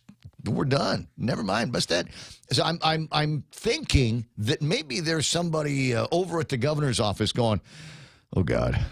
We've got to get out of this. We've got to figure. But they're biding their time because they don't want to make that big change in mandates and restrictions. And a reversal of 2 years worth of public health emergencies. They don't want to do that in close proximity to Mike saying it. They don't want us to do anything in close proximity to Felix saying it, because then it will look like, yeah, they heard it and they go, oh, yeah, that's a good idea. Let's get rid of the public health emergency. So I think they're trying to build in an appropriate amount of time to come out and say, oh, you know what? The numbers are going down. The test numbers are going down. We've got people in the hospital, but there aren't that many, and they aren't taking up a whole lot of vital hospital space. So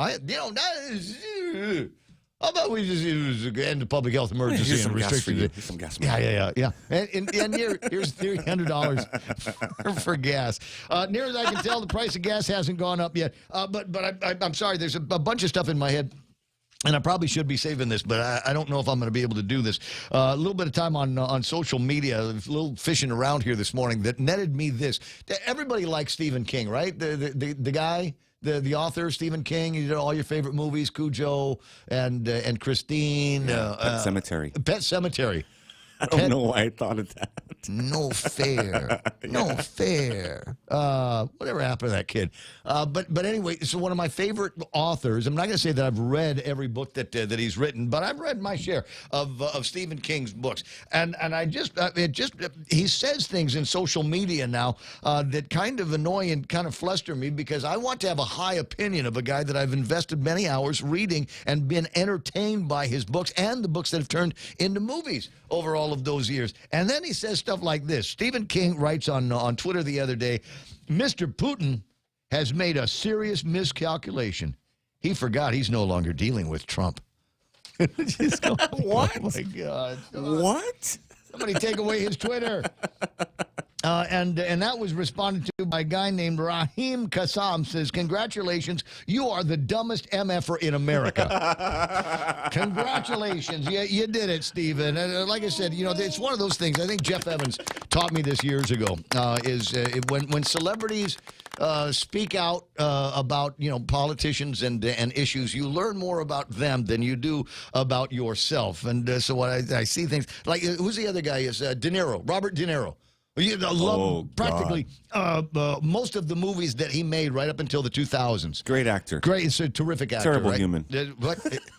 Tell me he wants to punch Donald Trump in the mouth. Where are you getting this weird Hollywood stuff going on? 7:19 in the morning, and I'm going to go through this as quickly as possible because I got Jerry Roberts in the studio. You won't be able to see him due to a camera malfunction. Yeah, that's what it is. But that's okay. I've got a workaround, Jerry. I have a workaround for you. So I'm going to do it like I did with Mon a second ago. But anyway, so Jerry Roberts got the extra point coming up here in a couple of minutes. Here's what happened on the markets, and it is all kind of upside down again. We'll start with the commodities. I got West Texas crude trading about $92 right about now, and that's not scary. The scary thing is what's going on here with Tapas. Tapas is now, in case you missed it last hour, Tapas is the most expensive oil on the planet. It is trading today at $102 and about 43 cents, up by almost $5 from the last time that we looked at that. And I'm telling you this not to pat myself on the back later on to say brace, put some gasoline in your car. You'll think in a couple of days that $5.40 a gallon for gas is cheap. So put some gasoline in the car right about now. I know some people that are trying to fill it up. Last person I talked to that filled up their car, it was a $100 investment. Over $100 to get 16 or so gallons into the car. That the people who buy oil or gasoline in this part of the world, namely Guam, is there a reason they keep buying the most expensive stuff in the world? Are there no alternatives?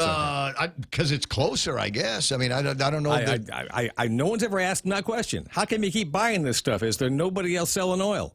I don't know. We can ask the oil companies, but they won't tell you anything. No, I don't think so. No. Autoport 355 says demand for a gallon of gasoline over there at the Autoport. But even for people on that kind of fixed income, veterans, et cetera, and active duty, they're going, hey, the price of gas is going up like crazy, baby. Ooh. So everything is relative. 888-8255 TALK is the telephone number. S&P 500 off by 79 points. 42.25. The NASDAQ off by 344. 13,037 is where the NASDAQ ended up. Dow Jones Industrial Average off by another 500 points. 464 to be exact. 33,131. And in the next couple of days, because we're closing in on the end of the month, you will get a statement from your investment company, whoever's doing your IRA or whatever. And I will encourage you, don't open it. Don't open it. I looked at one of mine, and I'm upside down by 4 digits on one of the deals. Is there a decimal point in the middle of those 4 digits or at the end? Sure do wish. Hang Seng picked up 140 points. I got the Shanghai Index 32 points in the green, but everybody else is down. The DAX off by about 65 points. Big winners on the S&P. There were Molson Coors. You know why? When the economy goes to hell like this, we're drinking. So yeah, hit me up with a beer. Cadence Design, Public Storage, Katera Energy, and Caesars Entertainment all are in the green here on the S&P 500. NASDAQ green goes are Cadence Design, Mercado Libre, Regeneron, Gilead Science, and Splunk Incorporated. Real Joe? Google. Splunk Incorporated. With a name like that, I just have to know what that looks like. What do we got on the Dow side? There are only 2 winners. Everybody is upside down here except Johnson & Johnson and Chevron Corporation. You might imagine that the oil companies might be thinking about being in a position to make a couple of dollars. Big losers include Cisco, Microsoft, Apple, Home Depot, and Visa. Like I said, the oil trading at 92.29. Tapis crude at 102 and change here today, and all indications are that it's probably going to be going up as well. There's that I could find. There might only be 1 or 2 other oils that are trading in the 3-digit range right now, and that includes the Azerbaijani crude. And as I said before, I'm not sure if I'm even saying Azerbaijani correct. And I don't know if I could find it on a map. Is one of the other things. That might be difficult. Might be tricky. Here I am, like to think I'm the smartest guy in the room. I think Putin's selling oil these days. Wow. There's maybe if we got some time on the other side, I'll see if I can read up on where things are as of this morning with this game that they are playing, the wag the dog out there. Google is relaxing their mandates, opens amenities as it prepares for workers to return to work, which is going to be, I think, something that guys like you are going to be watching in the next couple of months as more and more people get back to work, and the changes that are going to happen for a lot of these people maybe have not been in the office for a couple of years. I know people that work at Google, and Google said you can work from anywhere you want to, and they said even Guam. And so they've been living here and telecommuting from the hotel room for the last couple of years. Yeah. They're finally going to get a handle on how many people have actually have abdicated from the workforce, because a lot of people, the speculation is that this great resignation thing that happened, right? Yeah. It's not over. So when people finally are being asked to actually come into a workplace, right, they think they were going to get some more. That are going to come in there and say, yeah, I don't think so. No, I don't love the cubicle after working, turning your living room or your kitchen or your home office into something that is really, really desirable, attractive, and functional. All of a sudden, you got to go back into a situation. Oh my God, I have to sit next to that guy. Yeah, that's the guy that eats the fish at his desk. Yes. Oh yeah, no, I don't think so. Smell like old lady's feet. 7:25. I have a question for you. Oh, okay, I'll try. Because how do you follow? How do you follow old ladies' feet? You can't. Which is usually why from there I would have gone into It's Time For. But okay. But go ahead. There were once 2,489 of them. Okay, they will sell or close 2 in the month of March. There are now 10. At the end, by the beginning of March, there will only be 10 of these in the world. Blockbuster videos. And one of these is in Guam. Oh. In the form of a question, please. This is Jeopardy. What is or who is Kmart? Kmart stores. Wow. Exactly. Wow. 10. 10. That's all they're going to be left with. As of March, there will only be 10. When you downsize a company like that, I mean, obviously, we're going to keep the stars, but is Guam big enough of a star in a company that size? Well, I think at one time for them to say Guam's numbers were probably the largest in the world in the Kmart realm, and that was a good deal due to the fact that we had tourists all over the place. We had 150,000 tourists coming in a month. You go to Kmart and you would see nothing. But, Japanese and Korean folks out there buying things. And now, of course, we don't have that. And Kmart's pretty much deserted when you go in there. 7:26 in the morning. Say it ain't so. Jerry Roberts is here, brought to you by Guahan Insurance Services and First Hawaiian Bank. Today, we pick up on the conversation on hard-earned career lessons that could make a difference for you, and that's coming up next on The Extra Point. When's the last time you looked at your homeowner's insurance? We buy a homeowner's policy and never give it another thought until something happens. Life brings changes, and our coverage needs can change. The smart thing to do is get the answers and level up our insurance to make sure we're totally protected. That's the Insurance Extra Point. Get out there and make something good happen today by calling Guahan Insurance Services at 475-1162 or visit us at the Camacho Landmark Center in Tamuning. Raise your glasses for a toast Because First Hawaiian Bank now turns your meals into a reason to celebrate. Every dollar you spend on dining purchases, including fast food, earns you up to 3 times United miles. Simply use your First Hawaiian Bank United credit card and start reaping the most rewarding credit card experience on island. Terms and restrictions apply. Don't have a First Hawaiian Bank credit card? Visit any branch or FHB.com to apply today. With First Hawaiian Bank, it all starts with yes. A couple of days ago, we talked about 3 lessons I've learned over my career that have made a difference for me and other folks, too. In order, they are, number 1, decide what success means to you. Once you do that, make sure you don't lose track of it. Do the things that will lead you to achieving that vision of success. Number 2, avoid the perfection trap. As we said, done is better than perfect. You can do work at a very high level and get things done. Number 3, chart your path to personal development. It should match up to your vision of success. Today, 3 more. 3 more lessons that can elevate you in the eyes of your employer, get you further and do better. Number 4, don't run from adversity. Run towards it. An organization needs people to step up, not shrink when times get tough. Most people will wait and watch to see how things go. This is the deer in the headlights look. What would be your manager's reaction if you said, "Hey, boss, I know you're being squeezed with people being out. What if I can finish what I need to do by lunch today and then give you my afternoon so you can unload some things off your plate that need to get done?" Adversity demands flexibility, patience, greater understanding, and the ability to encourage others who may not handle difficult days as well as you do. You don't need a title to be this kind of leader, and you don't need anyone's permission. Just decide to step up. Number 5, look for ways to make improvements, large and small. Make a list of things that need to be changed at your workplace. This can be office chairs that give more support, maybe better software. You might describe a system or process that needs updating. Maybe people require training. Whatever it is, make your list like this. Draw 3 columns on a piece of paper. In the first column, list all the items you can do for free or for just a few dollars and won't require a great deal of time or effort. We call these things the low-hanging fruit. The second column is for improvements that will require money and time, or more money and time, but you believe should be done soon. Column 3 is for the bigger, more expensive, more time-consuming projects. Many factors can influence when or if these items ever become a priority. In any case, column 3 will always require the agreement and funding of senior leaders. You may or may not need that level of approval for column 2. For column 1, just get after it. In good companies, with managers who have their heads screwed on straight, you shouldn't have to beg to go after the low-hanging fruit. Decide what you can change for the better, both quickly and for little or no money, and just do it.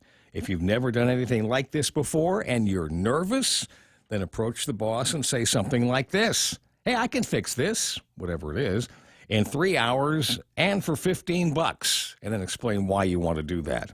After your first success, show your boss the list of simple improvements you want to make and ask if he or she will approve a spending limit for you. A lot of people, even here in Guam, have spending limits. Do you? Or you can say, "Hey, boss, if you got the time, I can come here and get your okay for every little job on this list." I did that once, and I quickly got my spending limit. Number 6, the last thing for today, and I've said it a number of times over the past 4 years. Be a dispenser of enthusiasm. Have a smile for people, a kind word, and exhibit some energy. Enthusiasm speaks volumes about the kind of person you are. Enthusiasm makes others want to be around you. If you can add enthusiasm to your willingness to work on improvements and to step up in adverse times, I firmly believe that you'll be seen as someone who delivers high value to your organization. That's the extra point. Be responsible and make something good happen today. For 93.3, The Ray Gibson Show, Guahan Insurance Services, and First Hawaiian Bank, I'm Jerry Roberts. Man, I'd love to have you hang out and we can play hooky and talk about world politics and the economy and going back to work and all of that stuff. But you've got Live to Lead here today, Yes, sir. so you've actually got work to do. I'll get a little bit of work to do. The public version of Live to Lead goes off at 9 o'clock this morning, and some other folks are doing their private sessions. So, I just got to kind of monitor the situation. So we're talking about this a little bit yesterday, and there's a whole lot now that has grown up. In the last couple of years, the technology has caught up a little bit more to what it is that you want to be able to do, and sending out multiple streams or that kind of thing. So maybe a couple of words on that. How much easier it is this time than it was last year. Immeasurably. The companies that I deal with had some tech that they were growing. Yeah. They're relatively new. In the streaming and in the conferencing business, and they had some issues. I mean, there were some lags and bufferings and things like that. And in the last 12 months, because of the growth of that type of work in the industry, people want to do more things virtually because of COVID. They invested some money and got some people in there that straightened their systems out. Crazy. It's not even hiccuping now. I mean, it just flows. Well, good for you and good for the technology. I mean, the easier you can make that kind of thing, the more often you can do it and take some of those training skills that you've got with as many companies as there are now that are seeing themselves starting to report employees back to work and maybe new people in management positions that weren't there before COVID. Yeah, and a lot of people want to do virtual. I mean, some people have said to me now that I've got some calls. Can you come in? You know, if it is, sure. I'll do that. I've done a couple of in-person things since all this started. But a lot of people today say, can you do it on Zoom? Why not? And we've got the technology and some software to make Zoom fun, and so we do it that way. Will that remain? I can tell you that on a global basis and back in the mainland, a lot of companies are opting to they will still do virtual training rather than have people come in because they figured out, we can do it kind of when we want to. And rather than have somebody come over here and spend the day, we'll just do a couple of hours here on Zoom. Are there options to do it with a hybrid kind of audience where you've got people that are in a room, you're doing face-to-face, but you've got other people on other monitors that are watching the activities and can participate from where they are as well? You can do that. It's a little trickier when you're in a conference room, but some people can. I've done that before. I did a little work with Phil. And Phil Flores in the Bank Pacific. We had 2 people in Saipan, and we had six or seven people in the actual room. The conference room, and we were able to communicate back and forth. If your technology is set up, the IT guy or person has got it set up correctly, you can do that. Yeah, find the IT person. Guess what? Everybody is looking for that IT guy these days. You want to talk about hot positions? There's another job category that for which there is a great demand, and we'll share that with you in just a little bit. It is what is it? 7:35 now. 7:30 news being brought to you by Burger King with their new Double Whopper Jr. Your Way meal. That's got the Double Whopper Jr. obviously, French fries, 4 pieces of chicken nuggets, and your dipping sauce, and a refreshing Coca-Cola. So BK Your Way. They're getting ready for Lent with fish sandwiches, and then next month with a bunch of days, I Love Whopper Wednesday. So more on that as we get closer to it. Top End Pest Control, Ken and Karen want to stomp out all of the bugs at your shop and your house. 487-5657 is the way to get that done. And if you just never mind the bugs, I'm buying a new place. Get your new place taken care of with Lolita Kamet with Half a Day Realty. Call her at 688-6743 and ask her about Principal Broker Joe D. Duenas. Now with news and headlines, here's Mana Silva Tyron. Little information is being released so far on the apparent explosion that took place at the Oriental Kitchen up in Manilao. First responders were called to the scene just after midnight after the Oriental restaurant, exploded. Neighbors and residents as far away as Pago Bay reported that they heard the loud boom. Some close by residents reported that their windows were blown in. Again, there are no new details surrounding that investigation, but it is under investigation. Meanwhile, police are looking for a 21-year-old man wanted in connection with a couple of incidents, most recently a robbery that took place at the Route 8 Mini Mart. Police say that he's suspected to have been involved in a number of violent crimes using different types of weapons. He should be considered armed and dangerous. Call 911 if you see the individual. You can see a copy of his picture in today's Guam Daily Post. Meanwhile, from the JIC report this morning, there is another COVID-related fatality that was reported. An 82-year-old man died at Naval Hospital. He was unvaccinated and also had underlying health conditions. There are also another 349 new cases of COVID-19 that were reported from the latest round of testing. And the Attorney General has signed off on the rules and regulations that deal with the cannabis industry, and now it'll be up to the legislature to approve. The Attorney General did say that there were some revisions that were made just to make sure that it was in compliance with the law, as well as the administrative adjudication law. And those are your headlines right here on The Point. I got art.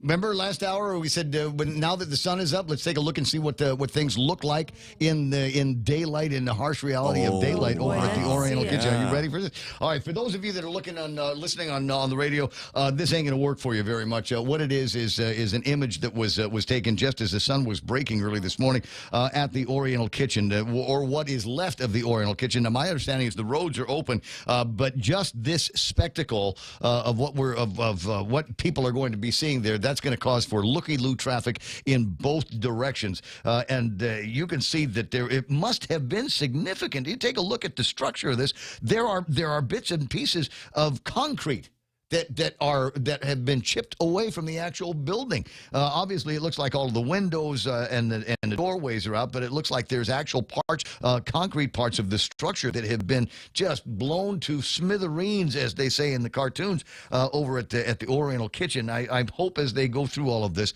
that they don't find anybody or anything that living or dead in all of that. We're not hearing about any injuries or anything like that. But what a spectacle that is right now, and what an incredible day of discovery this is going to be for the folks over at the fire department that are going to need to find the source. What actually triggered this? Was there a gas explosion? Was it something else that got in there, like the Russians? 7:39 in the morning. There it is, news and headlines, and we got traffic and more coming up on the Ray Gibson Show. Everyone has a busy schedule these days, and sometimes we forget to schedule our routine dental checkup and cleaning. Don't neglect your dental health. Schedule one today with Dr. Robert Yang and his Smile team, conveniently located at the East West Business Center on Marine Drive, Upper Tumon. Call us today at 647-8702 or 3. Again, that's 647-8702 or 647-8703. We make smiles happen. Do you or a loved one have loss of use of a hand or hands from an injury, stroke, birth defect, or pain? Then reach out to a specialist in upper extremity and hand surgery care by contacting Dr. Jerome Landstrom, board-certified reconstructive hand surgeon and microsurgeon. 671-646-HAND, or visit his website at www.pacifichandsurgery.com. In 20 minutes, it's going to be 8 o'clock in the morning. You know what? I was listening to Bob Klitsky yesterday and listening to Tall Tales. Did an outstanding job as he was talking about the candid version of the opening remarks with Felix Camacho and Tony Atta and all of this. And every once in a while, he'd break away from the candid script and drop some history, some serious history of the Republican Party and why Mary is this and Felix is that. And, oh, did you know about the father, Dr. So-and-so? And the beginnings of the Republican Party on Guam. If you missed it, that's why it's on YouTube. You can go and find that. But I'm listening, and there's a Nissan commercial in there. So I thought maybe what I do here is I do a Nissan commercial for the tailgaters. Right? So when they play it in the afternoon, it feels like it's more dressed up for them. Attention, tailgaters. It's time for you to get a new tail to gate on. It's a fact. They got a 2021 model clearance going on all kinds of your favorite Nissan models, the Rogue Sport, Kicks, Murano, Titan, and they've all got great FM radios so that you can pick up Tall Tales in the afternoon. 0% APR, or your first 3 payments are on Nissan. Zero down Magic Tailgaters. Learn more by visiting NissanGuam.com. Family Finance has been serving the people of Guam since 1959, and they will continue to be there for you in the years to come. Get a personal loan for that summer vacation or to pay off those long overdue bills. Family Finance has got you covered. Apply for a personal loan from $1,000 up to $3,900 by calling Family Finance in Hagåtña, now at the old Nanbo Insurance Building at 475-4545, Upper Tumon 647-5626, or in Dededo 633-4473. Family Finance, here to serve you.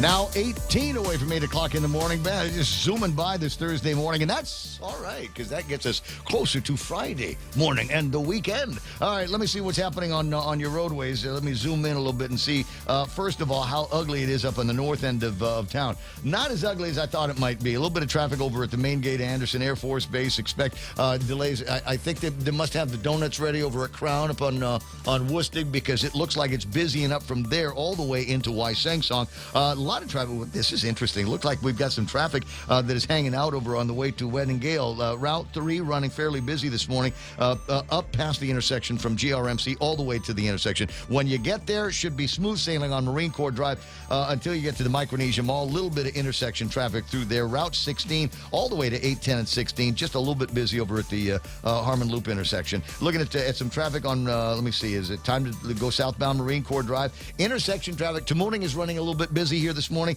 8, 10, and 16, as you might imagine, is ugly. Expect some delays on Route 10 as people are definitely looky-looing it. I can see at the camera here over between Payless and the schools, I got traffic moving slow in both directions, which is right around where you would find the remains of the Oriental Kitchen. So expect some delays just from looky-loo traffic through there. The rest of it all has to do with trying to get into Big Navy and Sumai, and that's about the usual for today. 7:43 in the morning, Route 6, that's the road that takes you, a little snaky road from Flag Circle all the way over to Nimitz. That's running a little bit busy here this morning. Not sure why. I'm wondering if it has anything to do with the fires that we've been having. All right, that looks like there's enough of it. There's traffic. Right now, traffic, in fact, on the point. Check out the newest hydro and garden center to hit Guam, Crop King Hydro. We have a huge selection of plant nutrients, soils, hydroponic mediums, organic pest control pumps, plant support, tools, and so much more. Call 635-4769. 635-GROW. Open Monday through Saturday, 10 to 6 at the Dededo Satina Mall, right across from Payless and Paradise Fitness. For whatever you grow, think Crop King Hydro. Crop King Hydro. Did you know that 1 in 50 employees open a phishing email every day? Introducing Lookout, the leading mobile security solution that fully protects your company from all mobile threats. Get Lookout Mobile Security for free with any Docomo Pacific Business Unlimited mobile plan. Some conditions may apply. Learn more at business.docomopacific.com.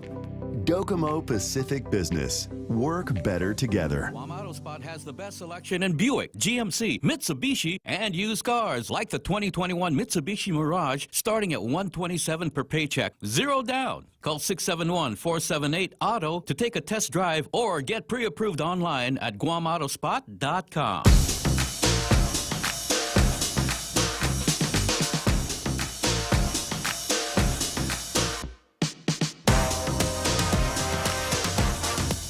The jokes, they almost write themselves, don't they? 7:45 in the morning, still very early, and unknown reasoning why the Oriental Kitchen blew up here this morning. And I'm not going to point myself as some kind of great forensic investigator here, but I'm looking at this picture that I got here, and it looks to me, just this part of the picture, it looks to me like that might have been where the hardest part of the explosion was. It looks like it has ripped off the wall on one side and the other of what I believe is the bathroom at Oriental Kitchen. I believe that is, it looks like the bathroom. I think I can make out some of that green tile that they've got halfway up the wall. And if you look at the door, what's left of a door, it looks like there's a sign there that says this is the bathroom. Welcome to our Chem1, right? So I'm wondering, and the jokes, they almost write themselves. That's some serious Cadillacs, man. What were you eating there? What were you eating there, son? Or maybe that's the ladies' room. I don't know. I don't know. But whatever it was, it looks like it had the force to knock a concrete wall out of place and knock down the rest of it. Like I said, still fairly early in the investigation. No doubt they're going to send their crack people over it. Said crack people when I was talking about the bathroom again. Sorry, it just, like I said, it just writes themselves. 7:46 in the morning, 888-8255, 888-TALK is the telephone number around these parts. What do you want to talk about? There are so many things that are out there. I noted with a great deal of interest that can I say it? Can I say it the dramatic way? Guys, a Ray Gibson dramatic voice, a little bit of gravel in there. It has begun. Somebody posted one of a few, I don't know, media stories about Felix Camacho and Tony Atta on social media yesterday, and like an idiot, I clicked the comments because I wanted to see what the majority of the comments were about. I'm looking for stuff about how people might be hopeful about a former statesman making his way back to politics, and wanting to be a part of whatever solutions we are going to require in the post-pandemic era. But mostly, it had to look like there were a whole bunch of fake names of people that were giving Felix a hard time about any number of things, EITC tax refunds, and all of the. What are going to be the talking points coming out of the competition for the next little bit? So I don't know. I said it was going to happen, and sure enough, it is beginning. Even here on our Facebook Live, I'm going to keep an eye out for. All of a sudden, I got a new name. I click on the profile, and they've only been members on Facebook for, golly, it's only been a couple of months now. And they don't have too many pictures or any other posts in there. But boy, they sure seem to be opinionated about the Camacho Atta team that's out there. So yeah, I think it's going to be like Who's their only friend? Jimmy Craig? Jimmy Craig Moylan. No, if it's a girl, it's Bobby Shringy. It's Bobby. It's Bobby Shringy. And me. I'm just gonna say it. I click on everything, man. True. Except the obvious ones. It's 7:48 in the morning. What are you laughing at, Montesilva Tyron? I'm wait a second. Yeah, but at least my camera works. So 888-825-5888-TALK is the telephone number. And who's on? Janella. Janella is on the phone. Carrera. Oh, that's awesome. She's been working so hard over the Department of Public Health and Social Services, and they've now got it so that if you want to get tested, you don't have to show up with symptoms. Now, we're back to being able to test everybody, right? Hi, good morning. Yes, that's correct. We have been able to bring in an adequate supply of test kits, so we're back to being able to test the entire community. That's correct. All right. Now, I don't know if the numbers of tests have gone up, but am I beginning to see a little bit of the numbers of positives coming down? Is that a fair to infer that from the numbers I'm looking at?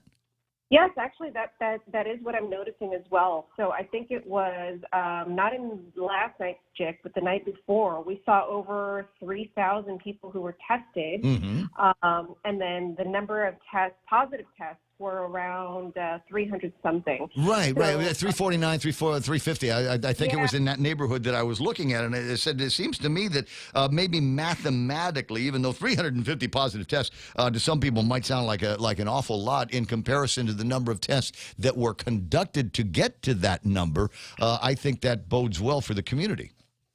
Yeah, so that the test positivity rate for that was around 11%.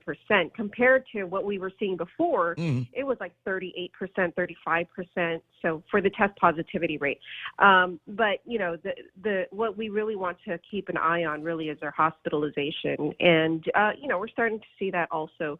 That number is starting to go down. Well, I want to say it was 51 on Monday and 47 today. There's just a couple of people in the ICU, and I want to say only just a couple of people on ventilators right now. But it doesn't look like there's a significant impact on public health resources. I guess what I'm trying to say is and I'm not going to say it's because Mike Sinicola said or Felix Camacho said, but the numbers seem to be moving in that direction for us as it feels like Omicron is doing exactly what everybody thought it was going to be doing. Is it possible that there's a conversation going on now about relaxing some of the mandates and restrictions?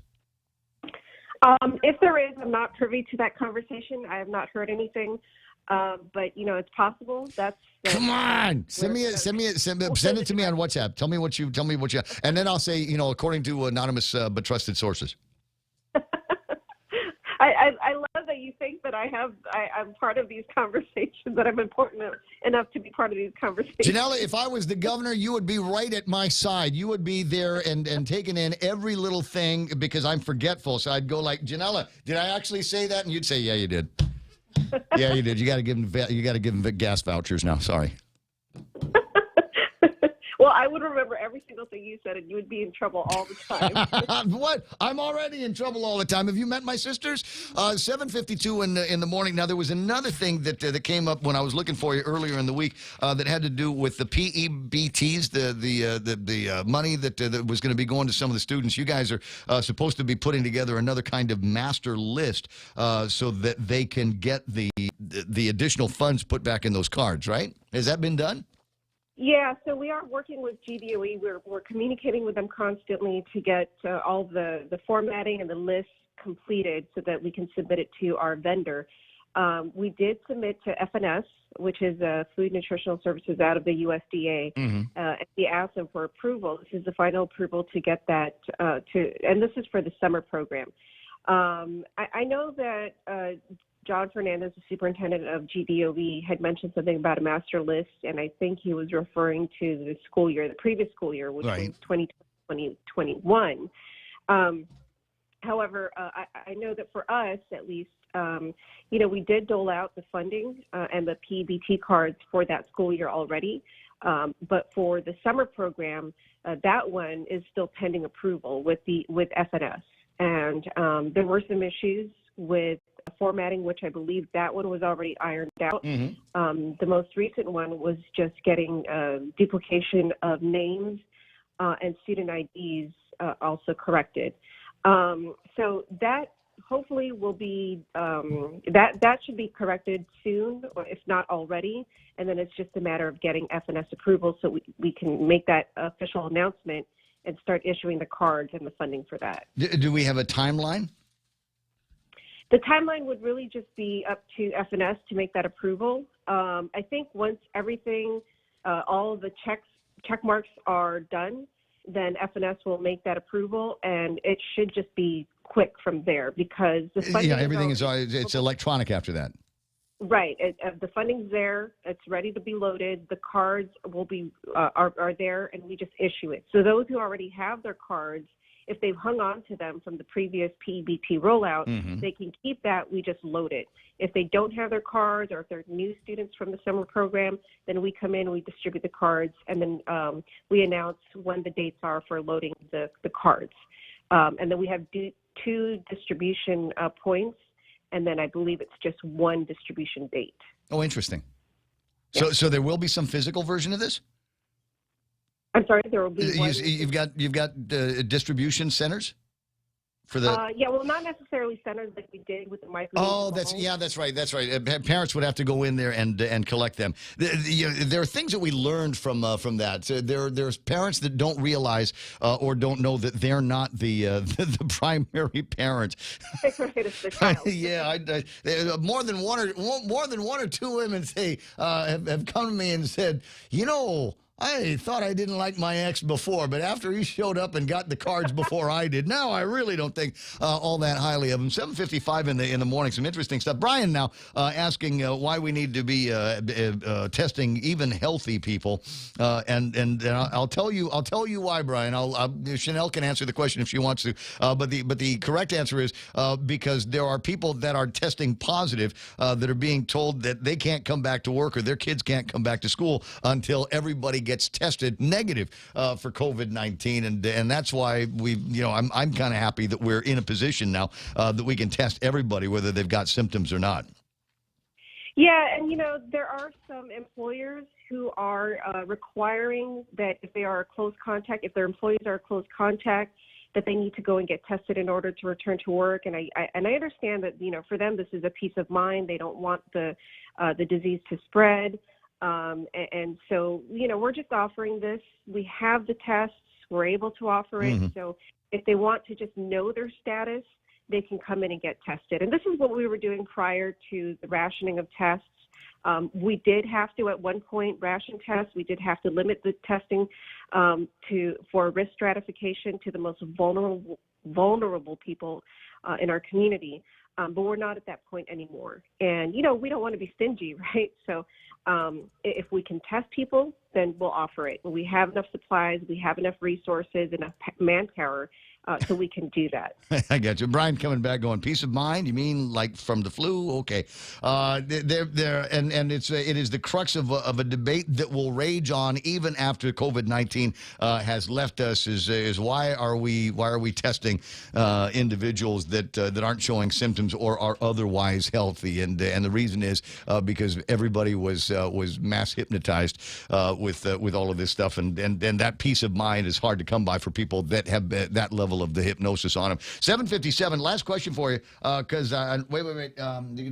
Guam. I'm looking at last minute thing coming in here. Guam Freedom Coalition has been seeking a public town hall. Have been asking for over a month, and you said they said that you are pulling the same thing Democratic senators have been doing. Is it possible that the Guam Freedom Coalition can get some time with members of the Department of Public Health and maybe even members of the Physicians Advisory Group so that there can be an open and public debate about some of the measures that linger?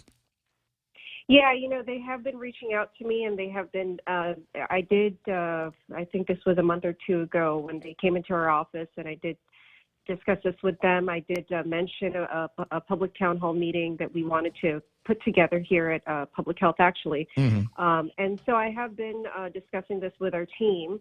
I did bring it up a couple times about a town hall meeting. So I know that on a weekly basis, right, we do our media briefing, our press briefing.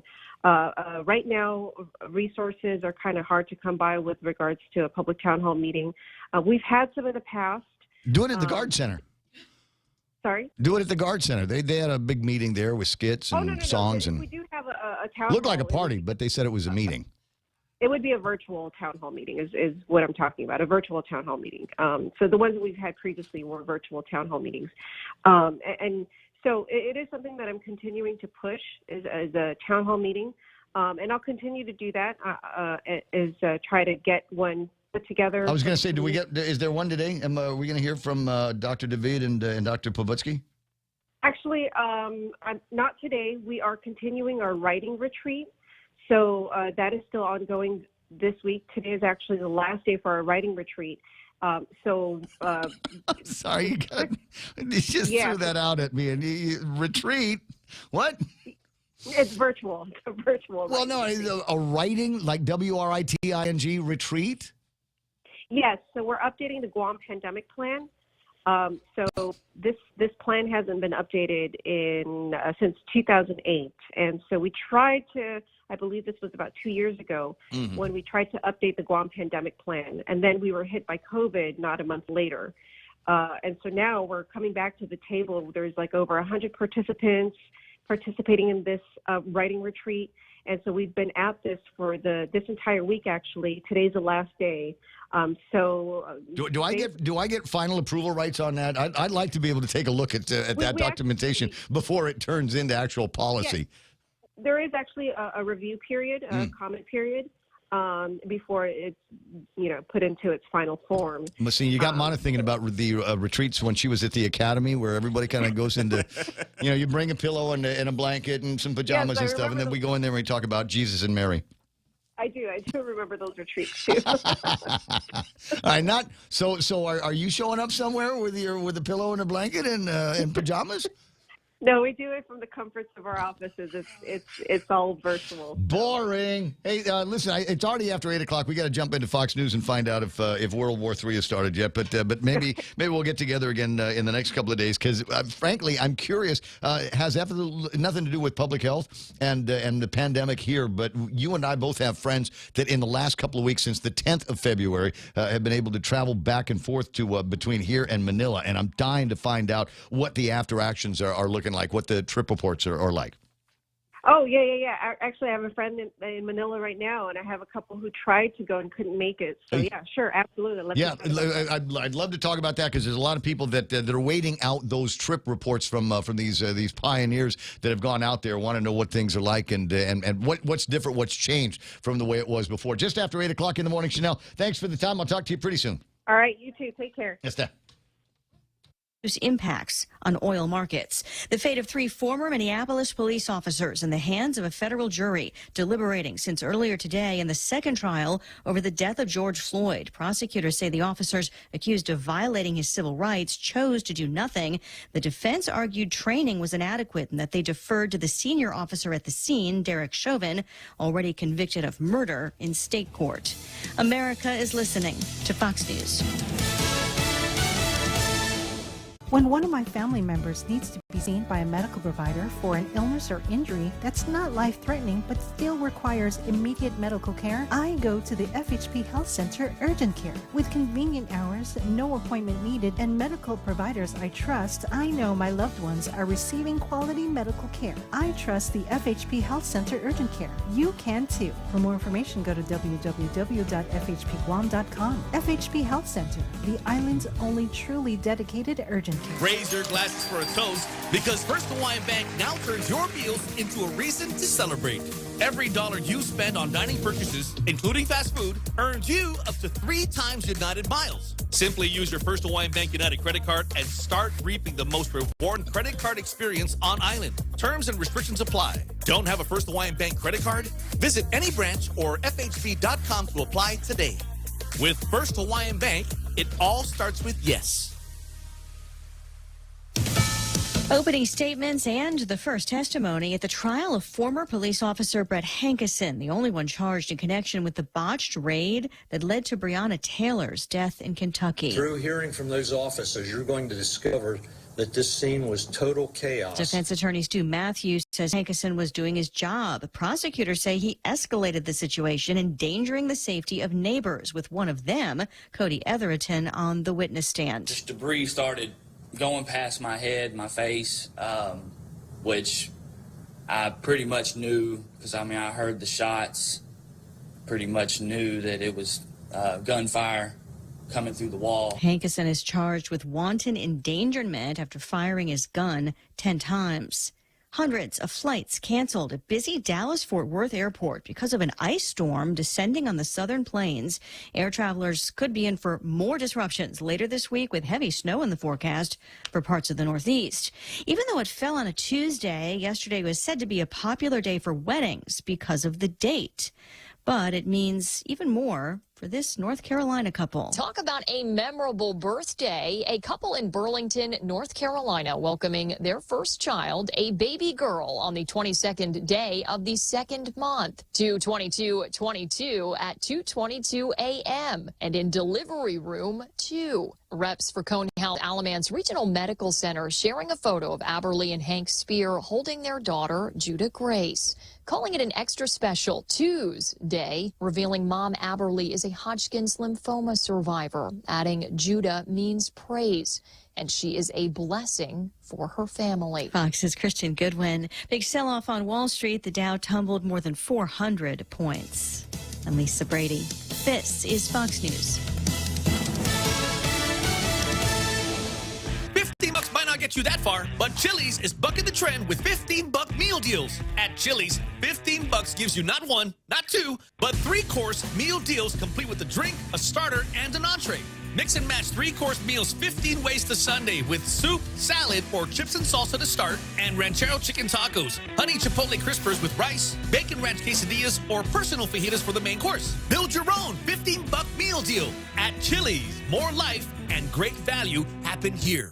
Need to finish the job or start one the right way? Get the right stuff at East West Rental Center. You can switch to easy mode using industrial strength equipment. With years of experience helping builders, East West Rental gives you exactly what you need. Tools for landscaping, concrete, lifts, trucks, tables, tents, chairs, water blasters, excavators, forklifts, air compressors, and more. Call East West Rental Center at 646-1463 or visit them in Upper Tumont. Open Monday to Saturday from 7 to 5, Sundays 8 to 5. Subway keeps the Eat Fresh Refresh subs rolling in with a fresh take on timeless classics. Try the honey mustard rotisserie style chicken. It's the new Subway rotisserie style chicken with a flavor upgrade, mizzled with honey mustard on hearty multigrain bread and topped with fresh hand-sliced veggies. Craving some heat? The Baja Turkey Avocado hits all the hot notes. Oven roasted turkey stacks high on hearty multigrain smeared with smashed avocado and drizzled with the pecan chipotle sauce. Tuck into new subs to savor at Subway. Eat fresh. Your local news is brought to you by Nambo Insurance. Skip the line, pay online. It's fast, it's easy, and it's secure. Visit Nambo.com for more information.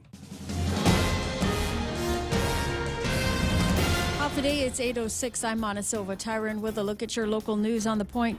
Guam's now in receipt of $56.1 million in federal funding as an advance for the payments of earned income tax credits.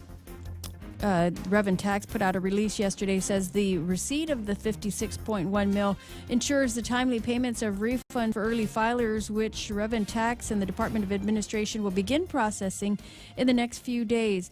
Guam Congressman Mike Nicholas also responding to the news, saying that he's satisfied that his efforts to ensure federally that these monies first go to the payment of tax refunds for our people, and it was upheld by the U.S. Treasury. Meanwhile, pandemic hit small businesses only have until tomorrow to apply for the Local Employers Assistance Program, or the LEAP program that's being administered by GIDA instead of the original deadline of March 31st. The deadline was pushed up about a month as applications have quickly pushed the program to its limit. The governor also directed another $5 million to be applied to the LEAP program, giving it a total of $55 million in direct assistance to businesses hit by the pandemic.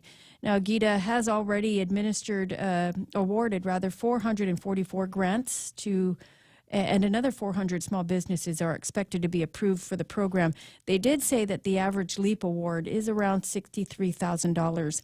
The application can be downloaded at the GIDA website, or you can visit their office on the 5th floor of the ITC building. And a bunch of packets were picked up from the Guam Election Commission. The committees to re-elect got packets for James Turbio, Luis Muña, Amanda Bloss, and Jessica Barrett, all running possibly on the Republican side of the ballot. And the Guam Election Commission is updating that campaign, the tally every day for whoever picks up those packets for campaign. We'll have more news right after this. Go green, go solar, and save big with Nambo Insurance. When you power up your home with solar panels, Nambo Insurance will pay up to $350 toward your power bill. With Nambo, you can enjoy great savings while going green and helping to save Guam's environment. At Nambo, it pays to go green. Terms and conditions apply. Visit Nambo.com or call 477-9754 for details. Nambo Insurance, proudly serving Guam for over 50 years. It's been nearly 3 years since the first enactment of the cannabis rules and regulations for Guam, and the Attorney General has finally approved the revised rules and regulations, and that's from the Guam Cannabis Control Board. Camacho's approval followed months-long review process. He did say he put some revisions on it to ensure that it was in compliance with the Constitution as well as the administrative adjudication law. A copy of the approved document could be released sometime today. And emergency officials were on the scene of an apparent explosion at the Oriental restaurant in Mangilao last night. Few details were released with regard to that investigation, nor was it said if anyone was injured in that incident. Guam Daily Post does show video of responders on the scene, and it is believed to have been an explosion. Little else is known. Meanwhile, from the JIC report this morning, there was one additional COVID-related fatality, this bringing us to 320 COVID-related deaths. It was an 82-year-old man who was unvaccinated and also had underlying health conditions. He died at Naval Hospital.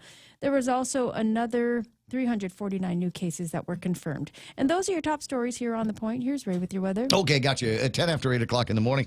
Nice couple of days. It might be some rain here today. We got partly sunny skies in the forecast because there's lots of clouds out there. Highs near 86 degrees. East-northeast winds 13 to 17 miles an hour. Gusting as high as 22 miles an hour. Mostly cloudy tonight. Overnight lows 76 degrees. And again, gusty conditions up to about 22 miles an hour. It's going to stick around with us. Looks like all weekend long. There's isolated showers in the forecast for tomorrow. Partly sunny skies on Friday. Daytime highs near 86 degrees. Heat index will make it feel like 90 degrees.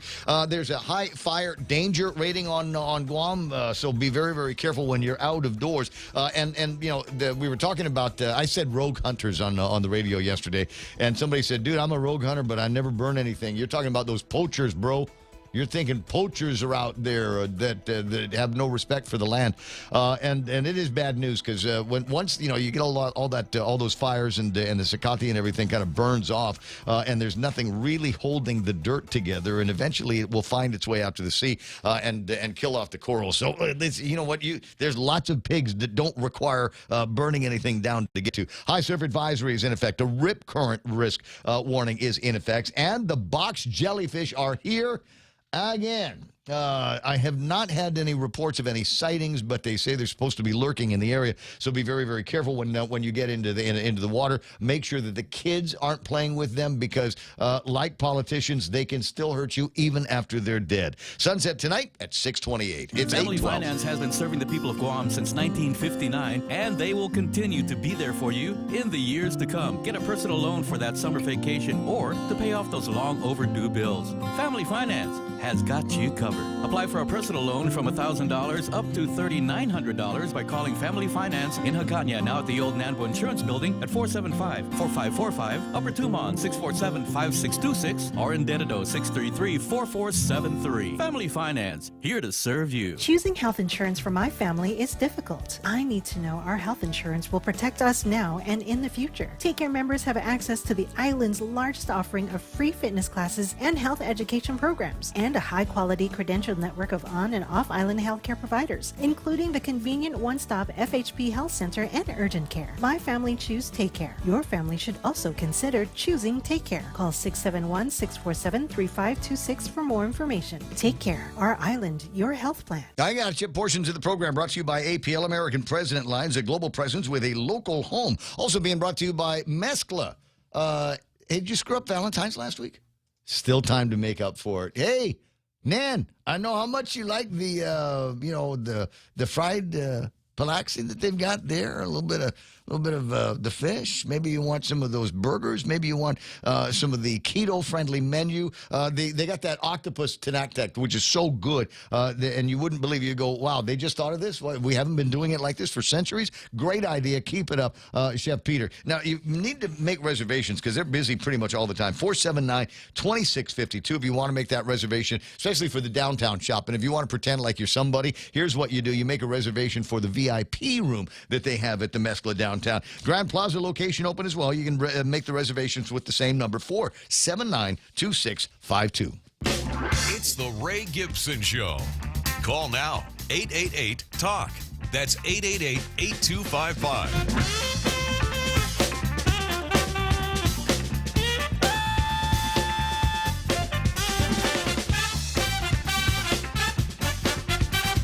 Quarter after 8 o'clock in the morning, it's the Ray Gibson Show on 93.3 The Point. I'm Ray. Lots and lots to get to. Still lots and lots to talk about. Interesting conversation with Chanel in the last hour of the program, talking about a writer's retreat that they're going to be doing. They're going over the pandemic rules and regulations, and she says they had not been updated since 2008. And as I said, you know what? There needs to be like they did with the cannabis thing. We need to be able to. All of us take a look at that and take a look at the chapter and the verse of what to do, how to correctly execute a plan.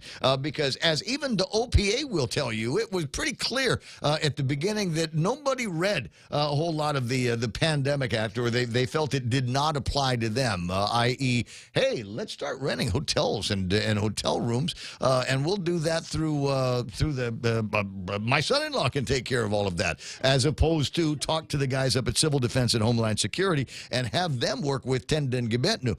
But I'd like to have a pass at that and see if there are restrictions. Because I'm like that. If there are restrictions on what exactly the powers of the government are going to be, where can they step in? Checkpoints, as an example, quarantine facilities, testing as it comes up for sick people and people without symptoms. There's any number of things that we can go after over the last 2 years of what for some people believe are missteps in the management of COVID-19 that have been taken, or that they were steps that were recommended that, as it turns out, didn't really have any impact on the spread one way or the other of COVID-19, the number of people that got hospitalized and the number of people that died from COVID-19. So I think it would be interesting to have that kind of documentation. Sure, public health, you can put that together, but let that come out to the public, let it come out to the legislature.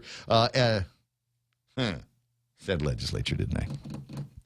Like the advice and consent of either of the last two legislatures has made any difference whatsoever in the way this has all been done. So I don't know. I was kind of hoping that maybe, and I've been all over my WhatsApp since then, but I was kind of hoping that maybe she would send me a nudge, nudge, wink, wink WhatsApp that says, hey, that thing you were asking about, lifting of restrictions and mandates here, I know a thing or two. But I did get from somebody else a nudge, nudge, wink, wink that said, hey, that thing about the restrictions and mandates you were talking about, I might know a thing or two about that. I'm not saying anything is going to happen. I'm not saying anything is going to happen anytime soon. But I am sure that given the kind of rhetoric that many people have had, including Felix Camacho, Mike St. Nicholas, yours truly, that maybe it's time that we start stepping away from pandemic management and into endemic management, which means that I should be able to go inside of a restaurant for more than just to go pee-pee, which is the case these days. Blow up the bathroom. It wasn't me, man. It wasn't me. Jimmy Craig said they saw you walking out after it exploded. Don't go in there. Don't go in. Light a match.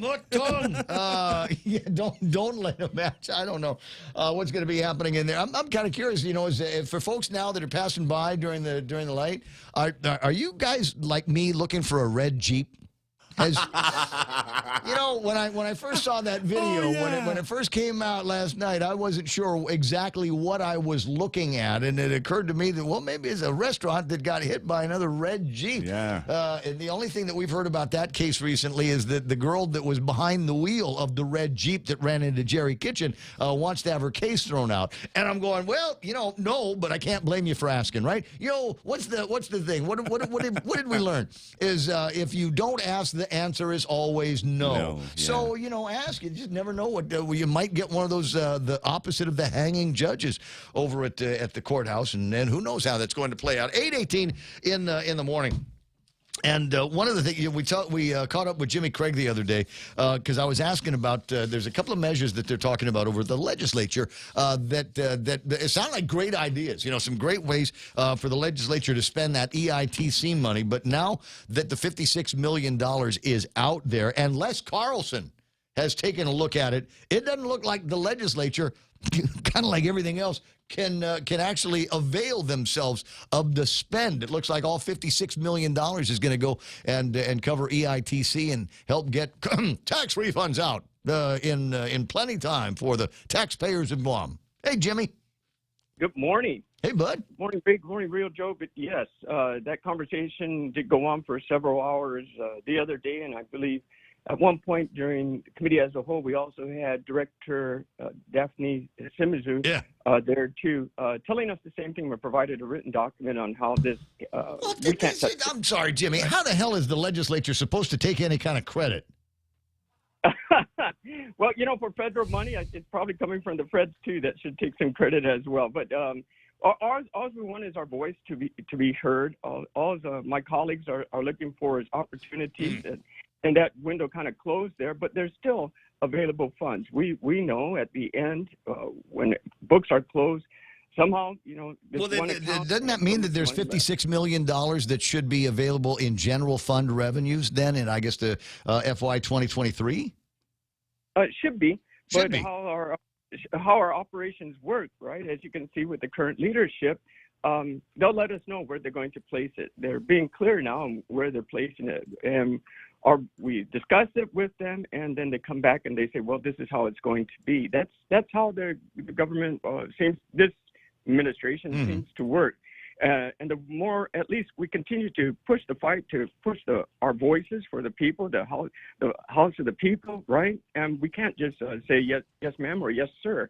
We have to continue to fight. And if that door is closed, there's still other resources that the administration can handle, and we give them that authority. You need an additional percentage of transfer authority here for the purpose that we feel is really important, that we voted on, and that we can see needs to be done as a priority.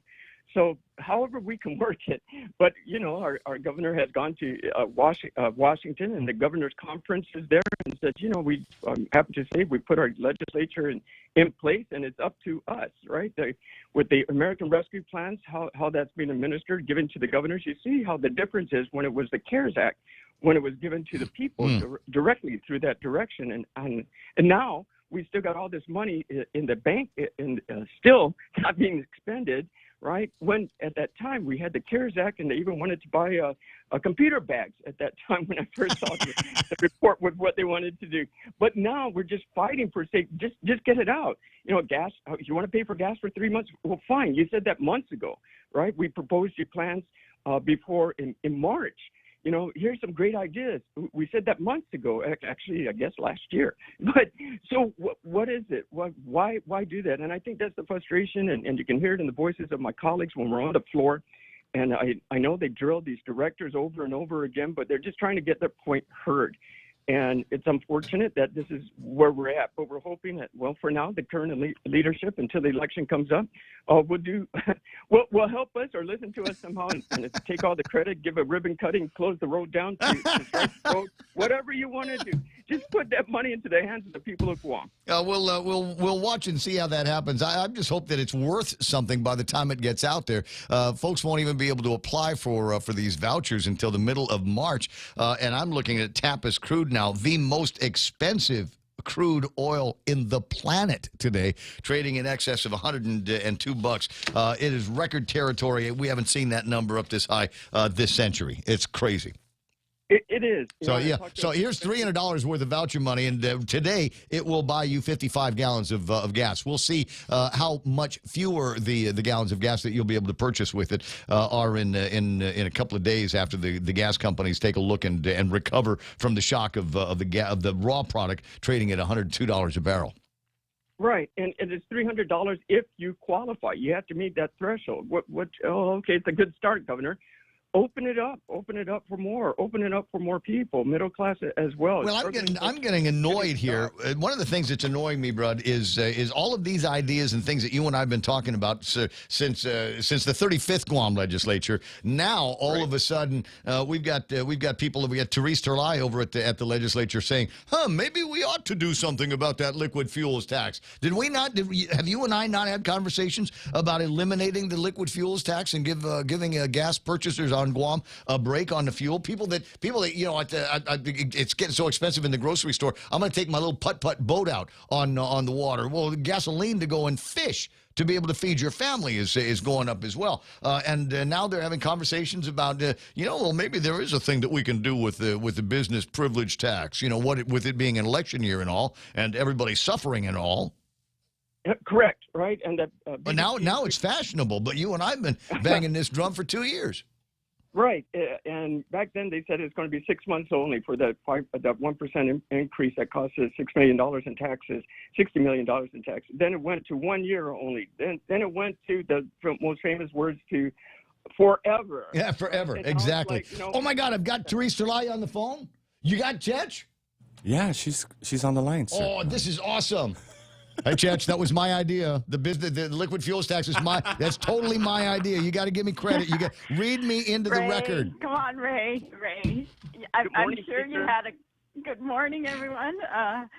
And Ray, yes, it's a great idea, but I don't think it was exclusive to you. But it's actually a good time to do it right now. It was a good time to do it last year. but well, last year we were not certain about the revenues, and everybody was actually predicting that we would, our revenues were going to fail us.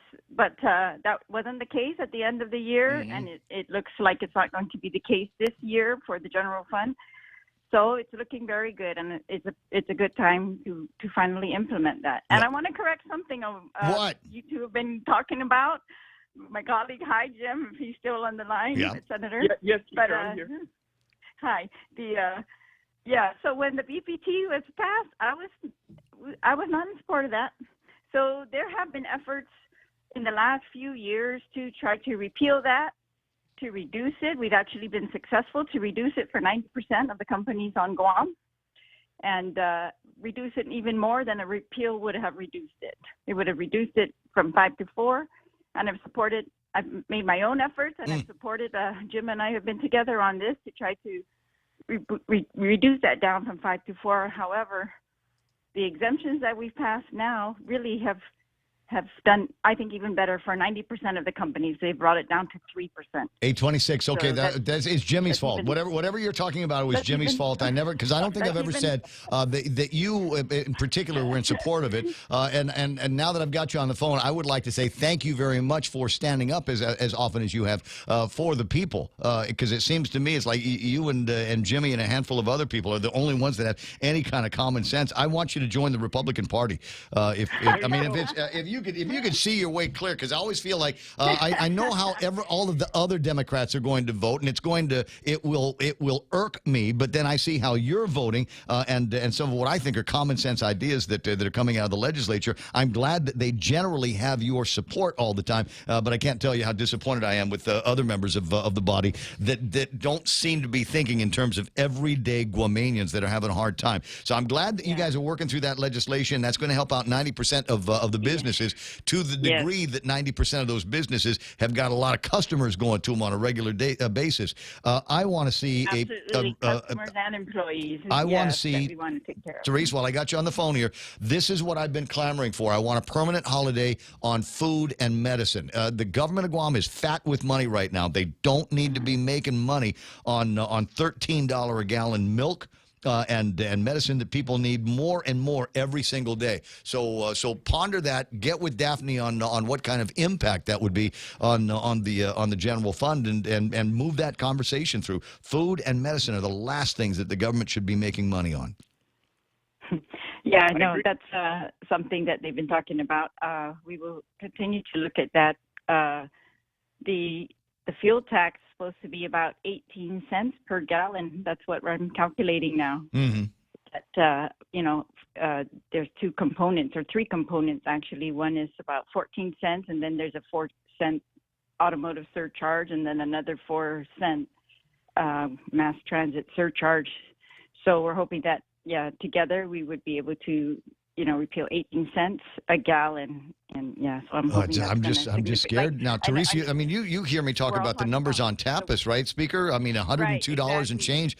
So I worry that even if the legislature acted on it, all 15 people, make it veto-proof and suspend or eliminate the liquid fuels tax, I got a feeling that that's going to get eaten up in rate hikes for fuel in just the next week or two. It's possible, but without it, then the fuel hikes, on top of the fuel hikes, we would have that 18 cents as well, which is huge. So I'm hoping that this at least helps, while the globe is suffering, fuel prices soaring. Yeah. Right. And while we have control at least this part, and I believe it was last month, right, Speaker, we passed the regarding the weight of containers coming into our island, we were able to increase that, which also helps with the price of goods eventually, and just whatever we can do, we'll continue to do, from how much weight you can put in a container, from how much our taxes will be for the liquid fuel. We continue to look for those things, and it's one step at a time, but really we're working hard to get this done. These are important measures. These are what the people need. This is what affects the pocketbook of our island and our residents here. Okay, new topic. Speaker, anything to the rumors that you're going to be running as a lieutenant governor candidate with Mike St. Nicholas? Nothing. No, I don't like to talk about rumors, Ray, but no, I'm not. That's not part of my plans. I am considering all my other options. However, I am. Did you get a packet yet? As far as running. No, I haven't. I just get finished telling you how much I like you at the legislature, and how we generally agree on everything. But and you haven't decided whether you're running again. Ray, I've just been concentrating. There's a lot of bills I'm trying to get out right now. You know, this is, we're in February. Our term ends in December, and just really concentrating on that work. So yes, I am, of course, going to be making a decision soon as to picking up the packet and all that. All right. Well, I appreciate that that you're busy and you guys are in session these days. 8:30 in the morning. Jimmy. Yeah. Jimmy, same question. I'm sorry. No. Because we're all watching what's going on, and Speaker, I'd love to get your thoughts on losing a colleague like Tony Ada to the possibility that he might be the next lieutenant governor on Guam. What do you think of the news there on the Republican side? Well, I think it does create an impact on the legislature, and of course, being in the Democrat Party and the majority right now, I'd like to feel that we're a Democrat. And however, he's a great colleague, so of course we're going to be missing him there. Don't you want them to? I mean, don't you secretly want them to win, though? Don't you secretly want them to win? Felix or anybody but Lou? All right. Yeah. I'm playing it. My BPT, my liquid fuels tax bills, yes, and I just want to make sure that everyone, understands exactly what the two different bills do and what impacts that might have on consumers. I've got a lot of calls to my office about, does this only affect the gas companies or is this going to affect us? And of course, the goal is to affect each consumer, right, directly, to take that amount, 18 cents, off of their price at the pump.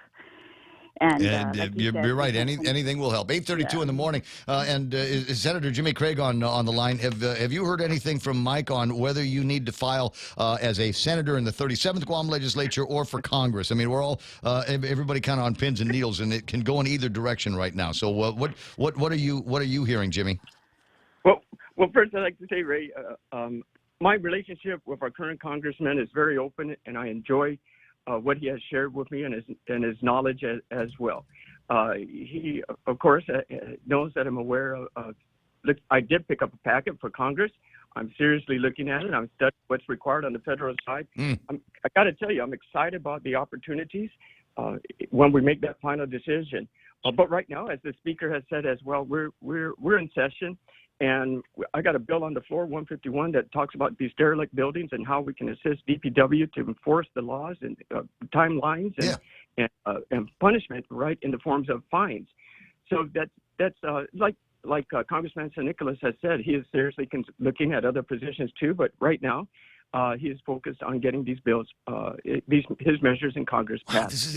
How many questions have I asked, Mon, and I didn't get an answer? Is it like 4? Okay. So here's a harmless question. Will either one of you be attending Vince Borja's fundraiser tonight over at Capitol Kitchen, huh? Well, I'm proud of anyone running that wants to take a seat in the legislature. It's very challenging, and this gentleman wants to do it. I support him. Yeah, absolutely. With our congressman, his time is very precious to him. Of course, we enjoy seeing him when he's on island, and hopefully we'll see how his schedule goes. Right? All right. What about you, Speaker? Are you going to go to Vince's thing? It's like $250 a person. Oh boy. Yeah, I don't know. I don't know if there's a speaker rate. There's a steep. I haven't had fundraisers that high, but yeah. It's Well, all the time, for that kind of, But Speaker, you don't need them. I wish him the best, of course. Yeah. It's just a hard time for. Yeah, I've been contemplating fundraisers at all. It's very difficult, right? Hard to ask people for that kind of money. It's hard to ask people for any kind of money these days with things being as tough as they are. Hey, listen, I appreciate your time, Cheshire. I appreciate you calling in to clear the air or straighten out the record. And Jimmy, it's always fun talking with you. Stop saying those things about Therese. Yes. No, Ray, one more thing I wanted to. Wait. Hey, let's say welcome back to Tina Rose Munoz Barnes. Welcome back. My speaker, welcome back. Go ahead, Therese. It's your turn. Yeah, no, it's all three of us are still here. Yes, and Monica can chime in when she needs to. Okay, sure. Yes, welcome back. No, I just wanted to talk about, sometimes, like I was trying to talk about the timing of this bill and how we've got some, kind of concrete evidence now that for 2 years, we have exceeded our general fund predictions, and we've got some, money there that can be spent, and I'm hoping that this is how we can prioritize it, right? So, of course, it's always priorities for the spending of the government money, and so I'm hoping that this will be one, this liquid fuel tax reduction for the consumers. Absolutely. Well, you know how I feel about that. I'm absolutely for it. Great. And we support it as well, Victor. Yeah, I'm also yesterday I wasn't able to listen to all of it, but I know that there were some comments about, she's just pandering for votes. And I just want to remind everybody that, senators, we've got 2 years in office. That's it. Our deadline's 2 years. You get all your work done in 2 years, and one of those years is always going to be an election year. And there's no way around that. So whatever we do from January of that second year on is they may accuse us of pandering, but I don't know. For myself, at least I speak, I'm very cautious about introduction of bills because I want to make sure that, I've crossed all my T's and make sure that I can really back this up or, make a very good argument for it. Otherwise, I don't want to, put my colleagues on the line for something that I can't, truly endorse, right, and have done the research on. So that's how I approach things. And I just hope that, I'm speaking for the rest of my colleagues as well, that whatever they do this year, it's because this is their second year of a 2-year term, right? That's all. I appreciate that. I'm glad that you brought it up. I appreciate it. But there are going to be some of us that are going to be more cynical than others because the need has been evident since the beginning of the pandemic, and that was in the 35th Guam legislature. We knew that our economy has just been driven into the ground around here, and there's thousands of people unemployed, underemployed, and it just I mean anything that comes out within 200 days of the primary election is going to feel like pandering, and if it walks like a duck and talks like a duck. It's not the same as those other offices, Ray, where they've got 4 years, right? And there are many of those offices. So our office is different. It's 2 years, and that's all I'm saying is that. And also, right, we haven't had this confidence that we have right now. The general fund revenues, we were not confident in those that we were going to have any excess last year, right? And so it's only really become apparent to us in the last few months as to FY21, and now it's becoming, at least we're getting comfortable with it for FY22, and we also have to look at sustainability because otherwise cuts. I was in there on that legislature in the 2018, where we were trying to slash the government and we were seeing fire stations and police stations closed down. And I don't ever want to see those types of critical services closed down. So that's why I'm cautious, and it's necessary, so we're going to try to do this, but I'm also very cautious about the spending of government funds. I want to make sure that we've got to get as many people working as possible, and I don't know what's going to be happening with the hospitality industry. I meet and have regular conversations with folks over at GVB and in the economy, and until things start opening up more at our source markets, so that Koreans and Japanese and Hong Kongese and Taiwanese can come here without having to worry about quarantine and those requirements there. But in the meantime, there are things that we can do here. So let me ask you this question while I got you on the line. We've also put a lot of money towards pivoting of the jobs, right? Training in different areas, and even credits for companies that want to start up in different areas, so that we can make sure to diversify. All well and good, but I'd like to see a lifting of the mandates and the restrictions. Do you agree that now is the time to do that? I think that I think. So the governor and the chief justice and the head of the mayor's council, we meet once a week by Zoom. And the last update so we get updated on the COVID. And the last update that I received was pretty much that if we, see a 2-week trend of downward positivity rates, downward hospitalization rates, that they are going to consider lifting the mandates. So I'm hoping that the mandates will be adjusted, and that even perhaps that we might end this emergency soon. Yeah, this is news to me. I had not heard that there was a metric that they were looking at that could trigger a lifting of the restrictions and the mandates that we have. This has been a good call. I appreciate it. We've got the good like public. I think Janella was just on earlier. Mm-hmm. We've got the test kits in now, so that was a big problem when those test kits became scarce. So now that they're all in abundance,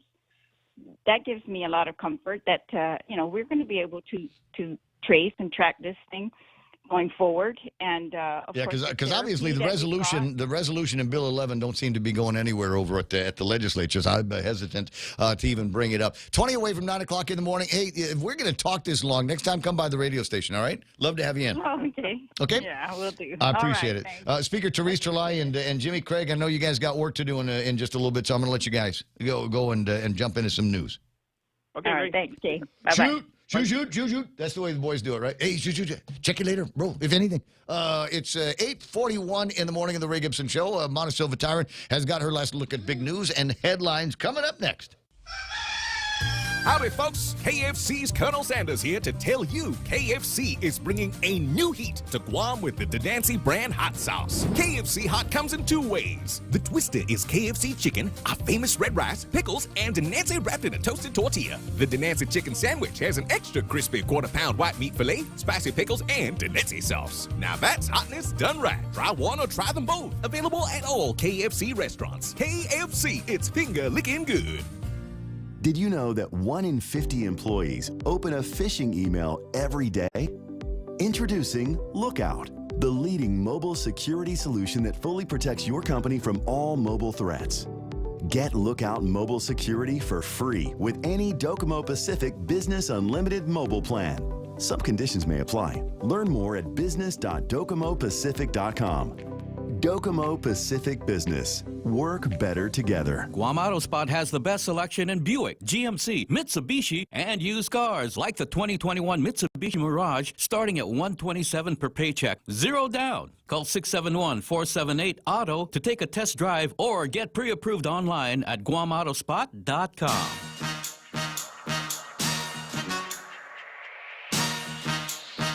8:42. It's the Ray Gibson Show on 93.3 The Point. Well, that was fun. Why? Which one of you said that was pandering? Anybody? Did I say that? I might have. I might have. But she's right. Anything that happens in an even-numbered years is going to look like it is pandering to the voters. And that works whether you are at the legislature talking about making some changes on taxation or increases in COLA for the retirees that we've got around here, or at the governor's office talking about, hey, I'll buy your vote for $300 worth of gas. It's 8:43 in the morning. Our last look at big news and headlines now with Montecillo Tyron. I promise I'll have your camera working for you tomorrow. In the meantime, what's the latest? Well, Guam's now in receipt of the $56.1 million in advance payment of the earned income tax credits. The receipt of the $56 million ensures a timely payment of refunds for early filers, says Rev. Tax Guam Congressman Mike Nicholas, also pleased with the news that we've received the payments. Meanwhile, the pandemic hit small businesses only have until tomorrow to apply for the LEAP program out of GITA. It was initially said that the deadline would be March 31st, but the demand has resulted in them pushing up the deadline until tomorrow. The governor did also apply another $5 million to that program that's intended to give direct assistance to local businesses hit by the pandemic. And a bunch of packets picked up yesterday at the Guam Election Commission for 4 potential candidates running in the upcoming election. James Turbio, Luis Muña, Amanda Bloss, and Jessica Barrett, all potentially candidates as Republicans. Jessica Barrett? Yeah. That's our plumber. The committee to draft have picked up the packets for those individuals. So they're not the individuals themselves, just committees hoping that they would be interested in running.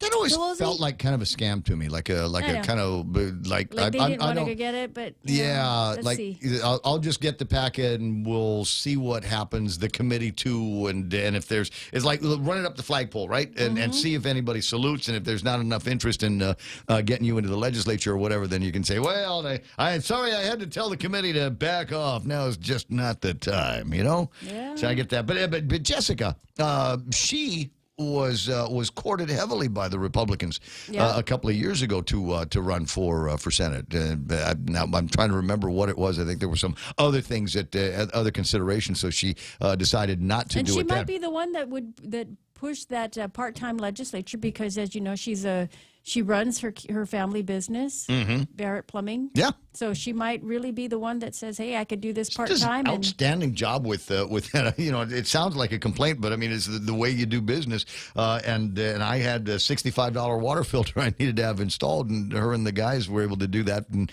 get it installed for $450 or something. Filters? I didn't know that. Yeah, well, I mean it's you find where the pipe is with the water that comes in the house, and you cut a hole in it, and then you put the water filter where the hole is, and then you put everything back together. So if I'd have done that, I'd still have water leaking at my house where I'd attempted the install. On the other hand, I called Barrett, and they came and took care of it, and they did an outstanding job. Gave me another valve on the thing, so I've got another cutoff if I need to, and just outstanding work. And I love the slogan, the sewer, water, and talk, eat. SWAT. The SWAT team is that's here. Their slogan. That's the Barrett Plumbing slogan. Who's the ones that will come running to get you flushing? Is that them or is it the other guys? I forget. Who's got the nice poopy truck? You know, the nice one that clean out your septic tanks. There's some of those guys out there. I think that's the SWAT truck. That's why whatever it is they charge you, you will pay it without complaint. It's 8:46 in the morning, and that's big news in the headlines with Montesilva Tire. Food truck night tonight down in Agana, and we're going to find out what the plan is for the second Fendania night in EPOW tomorrow with Nick. That's coming up after these. Attention Guam Power Authority commercial accounts. GPA proudly announces that our Energy Sense rebate program has just gotten bigger and better to include customers on rate schedule G and J. With GPA's Energy Sense program, commercial accounts can receive up to $350 per ton in rebates with the purchase of a qualified unit through any of our approved vendors. The GPA Energy Sense rebate program helps lower energy costs, improves energy efficiency, and saves you money. Visit us at guampowerouthority.com/energysense. Effective dates for units may vary. Subway keeps the Eat Fresh Refresh subs rolling in with the fresh take on timeless classics. Try the honey mustard rotisserie style chicken. It's the new Subway rotisserie style chicken with a flavor upgrade, mizzled with honey mustard on hearty multigrain bread and topped with fresh hand-sliced veggies. Craving some heat? The Baja Turkey Avocado hits all the hot notes. Oven roasted turkey stacks high on hearty multigrain smeared with smashed avocado and drizzled with the piquant chipotle sauce. Tuck into new subs to savor at Subway. Eat fresh. Yes, eat fresh.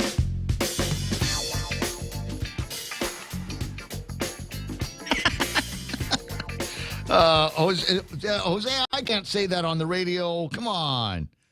Says a plumber's slogan is your blank is my bread and butter. Come on, buddy. 8:48 in the morning. Hi, Ray Gibson Show until it's not going to be any more fun and adventure all day long today. And what have I got to have some fun with here at this point? Now, I said Nick. And Mara says, wait a second, the guy's Nico Fujikawa over at GVB, not Nick. And it's that you know of. So it's Nico regularly, but Nick Fujikawa, that's his Yakuza name. And so when we're talking about the Tokyo Japanese Mafia, they call him Nick on the streets. Good morning, Nico. How you doing? I'm good, Ray. How are you? How's the day? Dude, I'm doing awesome. You know, we had a great crowd that showed up last Friday night for the initial Fendania event down in EPOW. And I got to tell you, I was completely impressed. And I was very, very impressed to the degree that GVB kind of tried to own the event. You guys went out there and gave folks bags. And I understand that there was a little bit of research work that was going on. You actually surveyed some folks out there, right? Absolutely. You know, so the team that kind of put this together is the research and development team, destination development team. Mm-hmm. And so, you know, it's kind of a powerful coupling, if you will, because we got the research arm, the ones who are kind of collecting data, but then we also have the destination development team who specialize in events. So, right. Yeah, overall, we got feedback on the first night. I mean, you know, it was nice seeing you and Mana there.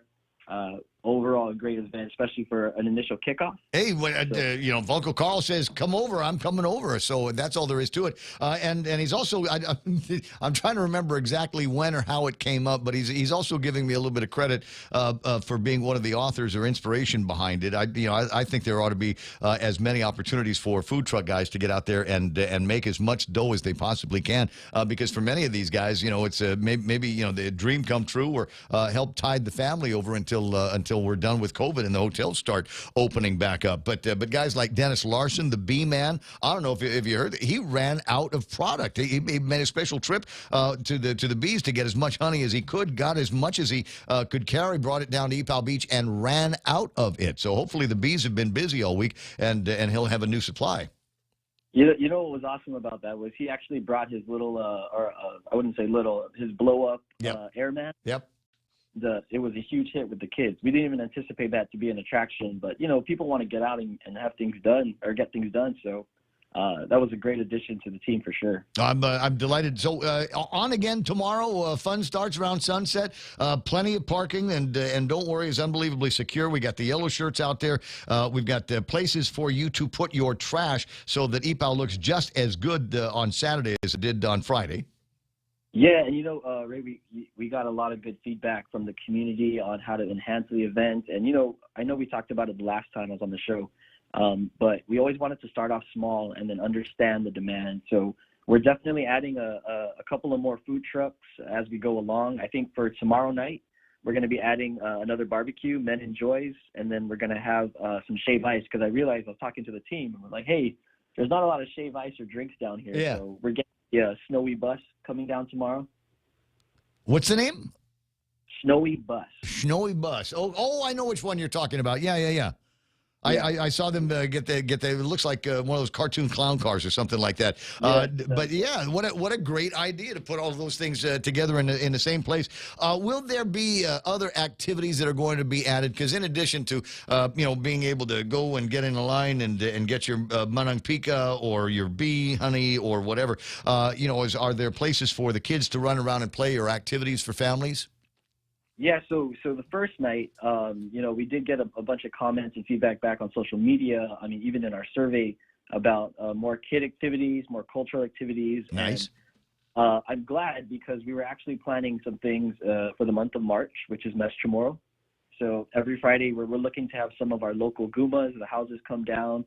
We said they can use the main pavilion to practice. We want to encourage people to come out and join their practices and, hopefully sign up. We're trying to perpetuate culture, right? So great timing. You know what would be interesting? It was there used to be a guy there at the pavilion. You'd see him every once in a while doing that Filipino martial art, the eskrima. Wouldn't it be cool? You get some of those guys out there and have them do some demos of things like that. And your last name Fujikawa. Any chance that we might have Tattoo Shauna out there one of these days? Just doing some artwork on people. You know what? I got to double check, because there's some other people I got to work with in public and the like. You know how that goes. Yeah, Nico Fujikawa from GVB on the phone here. We're talking about the Fandanya Fridays that we're looking forward to really turning into a big kind of event all on its own. Friday nights down at the Governor Joseph Flores Memorial Park, Epal Beach, and a great success last week. Great first effort, and hoping that we will be able to watch this grow over the next little bit and bring more activities. I hear from Carl. I hear from some of the other people that are excited about being part of this on a week after week basis. That's right. My team's actually fielding a lot of inquiries and people that want to join. So, yeah. How do they do it? You know what? We're trying to figure out how to not overrun not just the park, but I mean even just the activities, right? Because after a while, you got to kind of build demand. So. The food trucks are the staple, and then we want to work with local businesses to be an additional draw. Like we still have my Uncle John Ray Uggan bringing down the Carabao again for the kids. It's always a great thing to have. So I think there's a rock climbing that we're looking to schedule in. The Palauan community reached out. They want to do a whole demonstration and setup. So we're going to be featuring a bunch of these guys as the weeks come up. I like that. By all means, bring out the Palauan community, and we'll have demonstrations on how to make stuffed crab. Yeah, there you go. I mean, it's a complete and total mystery to me, and I never turn it down when it's in front of me. 8:54 in the morning. I appreciate your time, and hope you have a fantastic rest of the day. Anything that you need tomorrow by way of letting everybody know about, who's going to be there, what's a good time to show up, what are some of the activities that are being added literally on an hour by hour basis. You're more than welcome to call in. Thanks, Ray. I appreciate it, and thanks for whispering to Gov's ear about EPAL. So hey, it's a crazy good idea. The more of these things that we can do, the more opportunities. It's great. I was talking with somebody about this the other day. I said it's really cool that we've got all these food trucks out there. But yeah, you know what? Maybe just a hot dog vendor. It's just somebody that go and give me a hot dog and a chili dog and a soda pop and some chips, and that's all I need. You go ahead and stand in your line. I just I want to find Evelyn or somebody, Mark Cruz's niece, the one that does the hot dogs across the post office. Find out what she's up to, and maybe they can add that to the repertoire of the Fandania. Yeah, sounds like a plan. All right, bro. Hey, listen, Nick, I'll speak to you again soon, Nico. You have a fantastic rest of the day, all right? No problem. You too. Right on. 8:55 in the morning. Hi, Ray Gibson Show until it's not going to be anymore. And I got one of my favorite cops in the whole wide world is here, and you're going to go, wait. Tomasiak's in the studio? No. Tom is retired, and you're going to say, oh, it's Baggy. Baggy's in the studio. Bagaforo, yeah. He's retired as well, hasn't he? That's a bummer. Getting to be anymore. This guy is getting to be kind of a mossback, if you will, on his own. Officer Paul Tapau from the Guam Police Department in the studio. Let me see if I can get you up on the screen here. That's not you. That's real Joe. All right, I do have Officer Paul Tapau's in the studio. A couple of big things happening with the police department. One of them is going to be the GPD at GPO that's coming up, right? Yes. You're absolutely correct. Mm-hmm. The Chief Stephen Ignacio has really reached out to our office with the community affairs, of course, under the instructions and the guidance with Captain Kim Santos, who helped facilitate this, with the management at the Guam Premier Outlets in hosting the GPD to be a part of GPO's family for this Saturday. Oh, interesting. February Okay. 26th from 11 to 5 p.m. It's a job fair. We're inviting the community to come out to see what it takes to actually walk in the boots of a police officer, right from the infancy stage of receiving an application to getting brief of what the expectation is of a candidate while going through the process, and going through the ranks with the officers that patrol the beat or patrol the neighborhood to specialized units such as our operators from SWAT will be on hand. We have our forensic science division, CSI investigators will be on hand. We also have our crash investigators. So they're going to get to see a gamut of what it takes to be a sort of like a fledgling or a police officer trainee, graduating into the senior roles of the senior officers that have the opportunity to be SWAT operators, to be traffic investigators or crash investigators, and to become, crime scene investigators. So this is a great opportunity. We're inviting the community. Come out, take a listen. We're going to have application available on that day. So if anybody wants to apply, please go on the DOA website to see what's the requirements for fulfilling a proper application, especially when it deals with law enforcement. The realm of law enforcement, there's a lot of requirements. You got to go to school. Don't you have to take a criminology course? That will be provided. It's really, okay. So that's after I get hired. Yes. So the Guam Police Department's training and staff works closely with the Guam Community College, right? The Criminal Justice Department. They work closely with Dr. Okada in ensuring that the officers not only receive the proper training from our training and staff, but also receive the education such as criminal law, report writing, interpersonal relationship, the basic requirements, the tools that is necessary to become a prudent and effective police officer. So it's a great opportunity, Ray. A few other questions having to do with all of that, and so the only thing that you need to bring with you is a Guam driver's license, and if you've already got a completed application that you can download now from the Department of Administration, bring that along with you as well.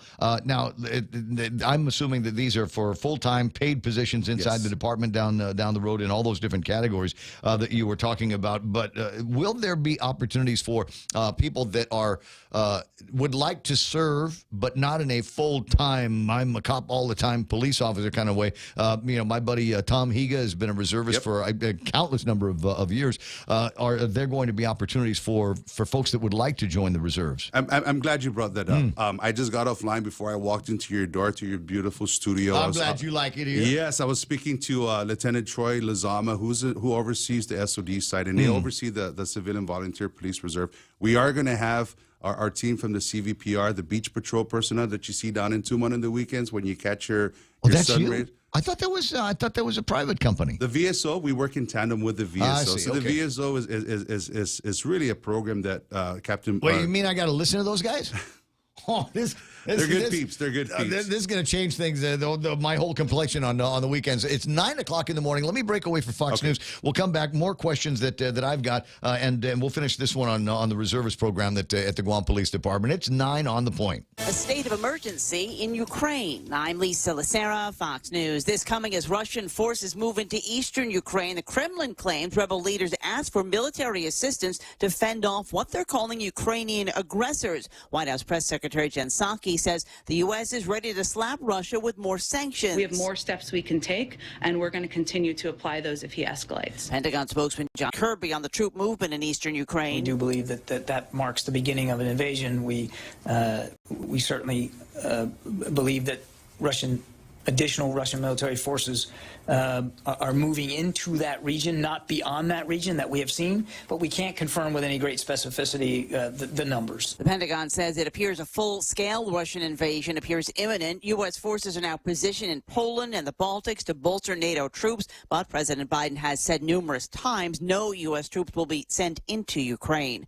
A new poll finds little support among Americans for a major U.S. role in the Russia-Ukraine conflict. The AP Nork Center for Public Affairs research poll finds just 26% of Americans say the U.S. should have a major role in the conflict.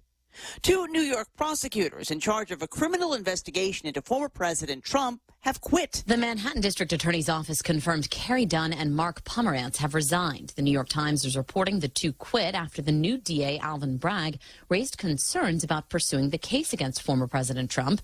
Under the prior DA, Cyrus Vance, the Trump Organization and the finance chief, Alan Weisselberg, were accused of tax fraud. Weisselberg specifically was accused of taking more than $1.5 million of extra undeclared income.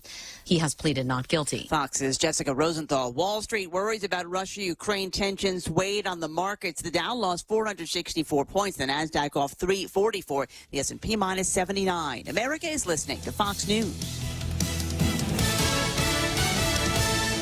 Come try Guam's original Chamorro restaurant with Pica's best 5 years running. Mezcla Chamorro Fusion Bistro. Experience Chef Peter's candied salmon over scallion coconut rice, octopus to naktak, Chamorro platter, and their award-winning gourmet hamburgers. Or if you're looking for something healthy, try their keto-friendly menu. Come and enjoy Mezcla's half-a-day service at their Hagåtña and Grand Plaza Tumon location. Call their Hagåtña location at 479-2652 for reservations.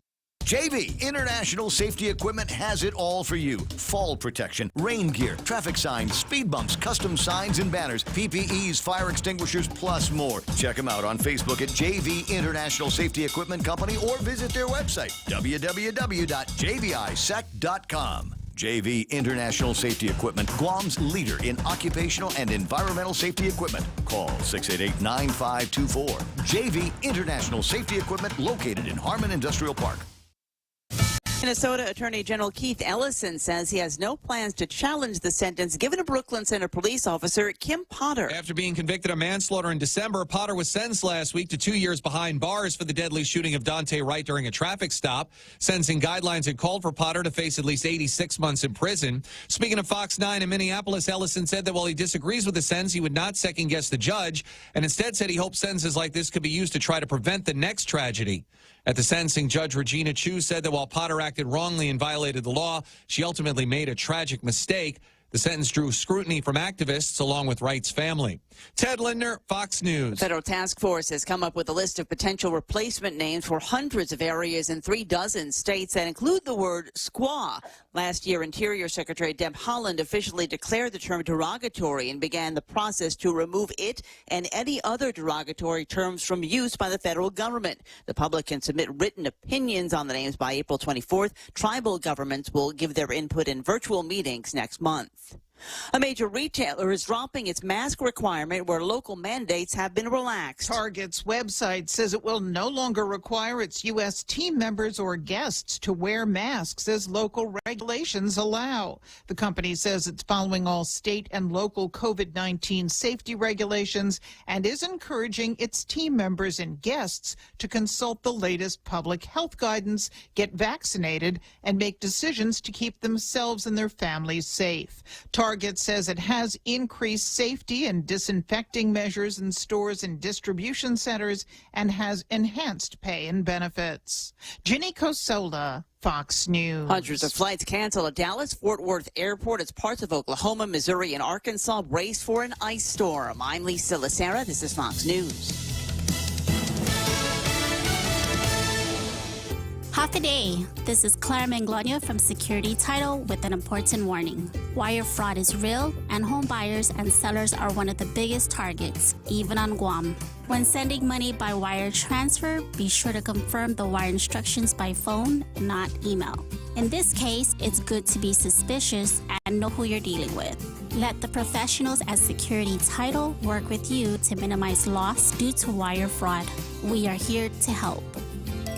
Everyone has a busy schedule these days, and sometimes we forget to schedule our routine dental checkup and cleaning. Don't neglect your dental health. Schedule one today with Dr. Robert Yang and his Smile team, conveniently located at the East West Business Center on Marine Drive, Upper Tumon. Call us today at 647-8702 or 3. Again, that's 647-8702 or 647-8703.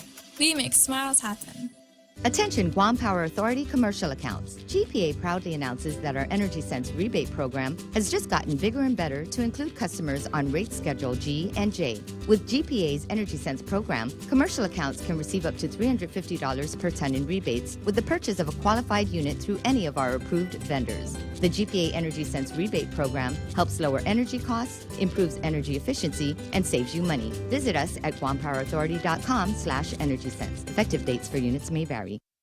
6 after 9 o'clock in the morning, and the Ray Gibson Show, portion of which brought to you by APL American President Lines, a global presence with a local home. And there's a new way to satisfy your cravings over at Wendy's. When it gets time for breakfast, swing by Wendy's. They've got the new hot honey chicken biscuit, spicing up your mornings. All white meat breakfast chicken filet drizzled with hot honey sauce. And remember what I said, there's magic. Chicken and honey together is an unbeatable combination. Get it with a warm, fluffy buttermilk biscuit. Choose wisely. Choose Wendy's new hot honey chicken biscuit for breakfast only at Wendy's. We gotcha. News to fill your mind. Talk to get it out. The Ray Gibson Show. Call now, 888-8255.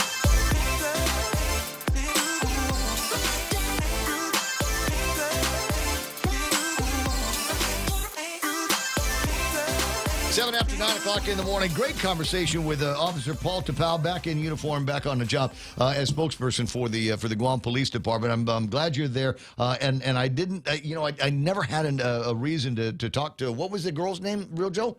Before you proceed, I have to bring this to your attention. She is the public information officer. That's Officer Berlin. She took over the helm and my leave of absence from the department, and she's continued with the duties and responsibilities with the public. She is the public. What are you then? I am now the community liaisons or the public affairs officer with our auxiliary service division. I've been holding two hats as the PIO and of course as the working under the auxiliary service division or the community affairs aspect with all our youth initiative, our neighborhood watch program. Coffee with Cops. Off of Gaston, Gibson. You didn't come to the meeting last night. That was a great meeting. We can talk offline about that, but You missed out on a great meeting. Well, but anyways. you know, the cynical broadcast guy here, I'm going, oh, my God, we've been having problems in the MTM and Central area for a long time, and just now the Adelup wants to look like they're going to start getting tough on criminals in the villages every single. So I got a better offer. How's that? I was able to work with some partners in the hospitality industry. That's great. That's great. So I did that initiative instead. But we can talk about that in a second. We'll finish up on the GPD at GPO. 11 o'clock, did you say, on Saturday? Yes. Saturday, February 26, 11 to 5 p.m. We are going to be the former Vitamin Road site that fronts the former Forever 21 site. So great space. We're going to bring our heavy assets, our boats. I was going to say, this is a great opportunity to show off all the toys. Yeah, so Lieutenant Lazama assured me just like I said, just this morning that he's going to bring the heavy assets that shows the hard tools or the equipment and the resources that they utilize on a daily basis. So you look outside, right, you can see the beautiful view that you have, the conditions, the high surf. So, alongside with GFD's response. I've called those guys. I've called them to rescue people that should know better, but didn't, and went over the reef when they shouldn't have, ill-equipped for the process. I'm glad that so a little bit of show and tell that's going to be going on. And just to continue the dialogue and the conversation with our CVPR program, Lieutenant Troy is going to bring our civilian volunteer police reserves that you see down there frequently on the weekends at the Matapang area, the Coban area. That's run by our civilian volunteer police reserve. They fall under our special operations division. So you see them on a weekend basis down there, working in tandem with our VSOs from G4S. But they're going to be there to talk about opportunities for those that would like to help make a difference in the community in pulling a role as a police officer, but also maintaining I like the motorcycles position. that you guys got that go up and down Tumon on a weekend. That's I'm getting my grill marks. I'm looking at those things and saying, that's the bike that I want. These guys are riding the motorcycle, exactly the one that I want. Good enough to get you onto the beaches and good enough to take care of what's happening on the roadways. Let me go back to the last hour. We finished up on the question of reserve officers, and so there are going to be opportunities for people. Even you don't. I want to serve. I'd like to help out as much as I can, but I don't have time to be a full-time cop. So there's a reserve opportunity that you'll be able to learn more about and get yourself into. Yes. So that's the whole scheme of things in bringing our civilian volunteer police reserves to the job fair. Yeah. So that, like you mentioned, right, people and there is opportunity for stipend pay. My father and Dave Eckert and Diane Strong helped stand up the reserve program. They back did. in the My dad 1970s. was an active reserve too in 1973 when it first came out. So there's the lineage that you have, and we also share that. But there are stipends that are paid when you serve as a reserve officer, and I am proud to say that I started my law enforcement career as a reserve officer, and as well as all my psycho mates that graduated alongside with me. So we literally got our feet wet as reserve officers. We took that. We came into the department anticipating that there was going to be this continuous hiring, and unfortunately there was a long wait. We took the opportunity to become police reserves. We learned the ropes. We learned how to make arrests. We rode along with seasoned officers where we became efficient and effective in what we did, that they actually put us in assignment. Sergeant Bagaforo was my supervisor while I was a reserve, and he would put us in assignment. And, we made that commitment. We committed to that while alongside still maintaining a full-time position outside of the Guam Police Department. So we will provide those opportunities. The information will be provided for the community should they show any interest in also. Well, I might have a guy on the line now asking about age limits for reserve officers. I would have to research that. If you give me his number, we can talk offline, and I can get that information for you, and then we can share that. And if he's interested, we can also bring that. I did have some calls over the week as we made the announcement from retired military officers. And, they're in their prime, 40, 50 years old, right? And they're still able. They're still bodies that can still produce. So, this is a great opportunity. I'm thinking about my age here going, well, I don't know if I got the stuff. Yeah, I'm definitely not in my prime, though. 9:12 in the morning, Officer Paul Tapau from the Guam Police Department. So 11 until 5 at GPO on Saturday. Swing by there and take a look around. Now, it doesn't mean that there is not without criticism, et cetera here. Dave Rowley says, that's the heavy equipment, those heavy assets that Lou will use against the people when we protest for freedom. Thanks, Dave. Appreciate that. Here's one from John Adanich, who you know, or show the lack of resources our police department has. Our PD has been underfunded for way too long. Stop the BS. Get our officers and our police departments properly funded. I will agree with that. Whenever they come out with the budget numbers over at the legislature, I look at how critically I think underfunded the entire Department of Public Safety, using the old language, the entire DPS is. I mean, there just seems to be a whole lot more that we should be able to do by way of hiring officers and getting them on the ground. To my understanding, some of the money that is going to fund these new hires come from federal grants. Is that right? So we almost are $1 million worth? We are looking at the funding that sources is going to be available. And if I may bring to light, we've continued, and the governor and the lieutenant governor and this administration has given critical first responders the opportunity for continuous hiring. So in the last 3 years, we had 3 complete cycles. We graduated over 70 officers, and unfortunately, competing with federal jobs, competing with other agencies. Well, right? How many of your guys are in the Guard and Reserve? Exactly. Just that alone. So taking the small steps and addressing this, right? And this has always been an issue, right? Is how do you keep our officers? How do you recruit and how do you retain? So with the passage of the Competitive Wage Act of 2014 and allowing the law enforcement officer to compete, now we have. And I'll be open. When I came in as a full-time police officer, I started at $7.35 an hour. Now the officers make $11, and prior to that, still not enough. Still not enough in my book. I want the guys from the investment shopping again. I want them, speed dialing you guys every day. Say, okay, the market's doing this. Where do you want me to put your investments there, the Officer Rockefeller? That's what I would like to see. Hey, one of these days, and I don't know. It's a random thought that's in my head now. But when I lived in Hawaii. The police department would buy the cars for the officers, so they would use their personal vehicles on patrol, et cetera. Is that idea ever taken off here at all? So when Chief Ignacio was when he was Captain Ignacio and he was overseeing Highway Patrol Division, Sergeant Baggy, and of course the command staff with Highway Patrol, because Highway Patrol had to respond out to scenes with a marked unit. They explored that option. Major Manny Chung was also part of that development team. They looked at in Hawaii, so it's an 80-20 approach, right? 80% will be funded by the state and 20% will be more like ownership. So these guys were driving unmarked vehicles. I got the opportunity to ride along with somebody who had a take-home card that was he was paying it off. The problem that we were facing was the insurance of the government of Guam. See, and that's the thing, it's the liabilities and the crash collision and everything. It just didn't jive with what the Guam Police Department was venturing into. Yeah. But that was one of the issues in which they explored in addressing the shortage of vehicle. But, again, the funding from the office, from federal grants, we were able to, increase our inventory, our fleet, man. And you're seeing these Chargers.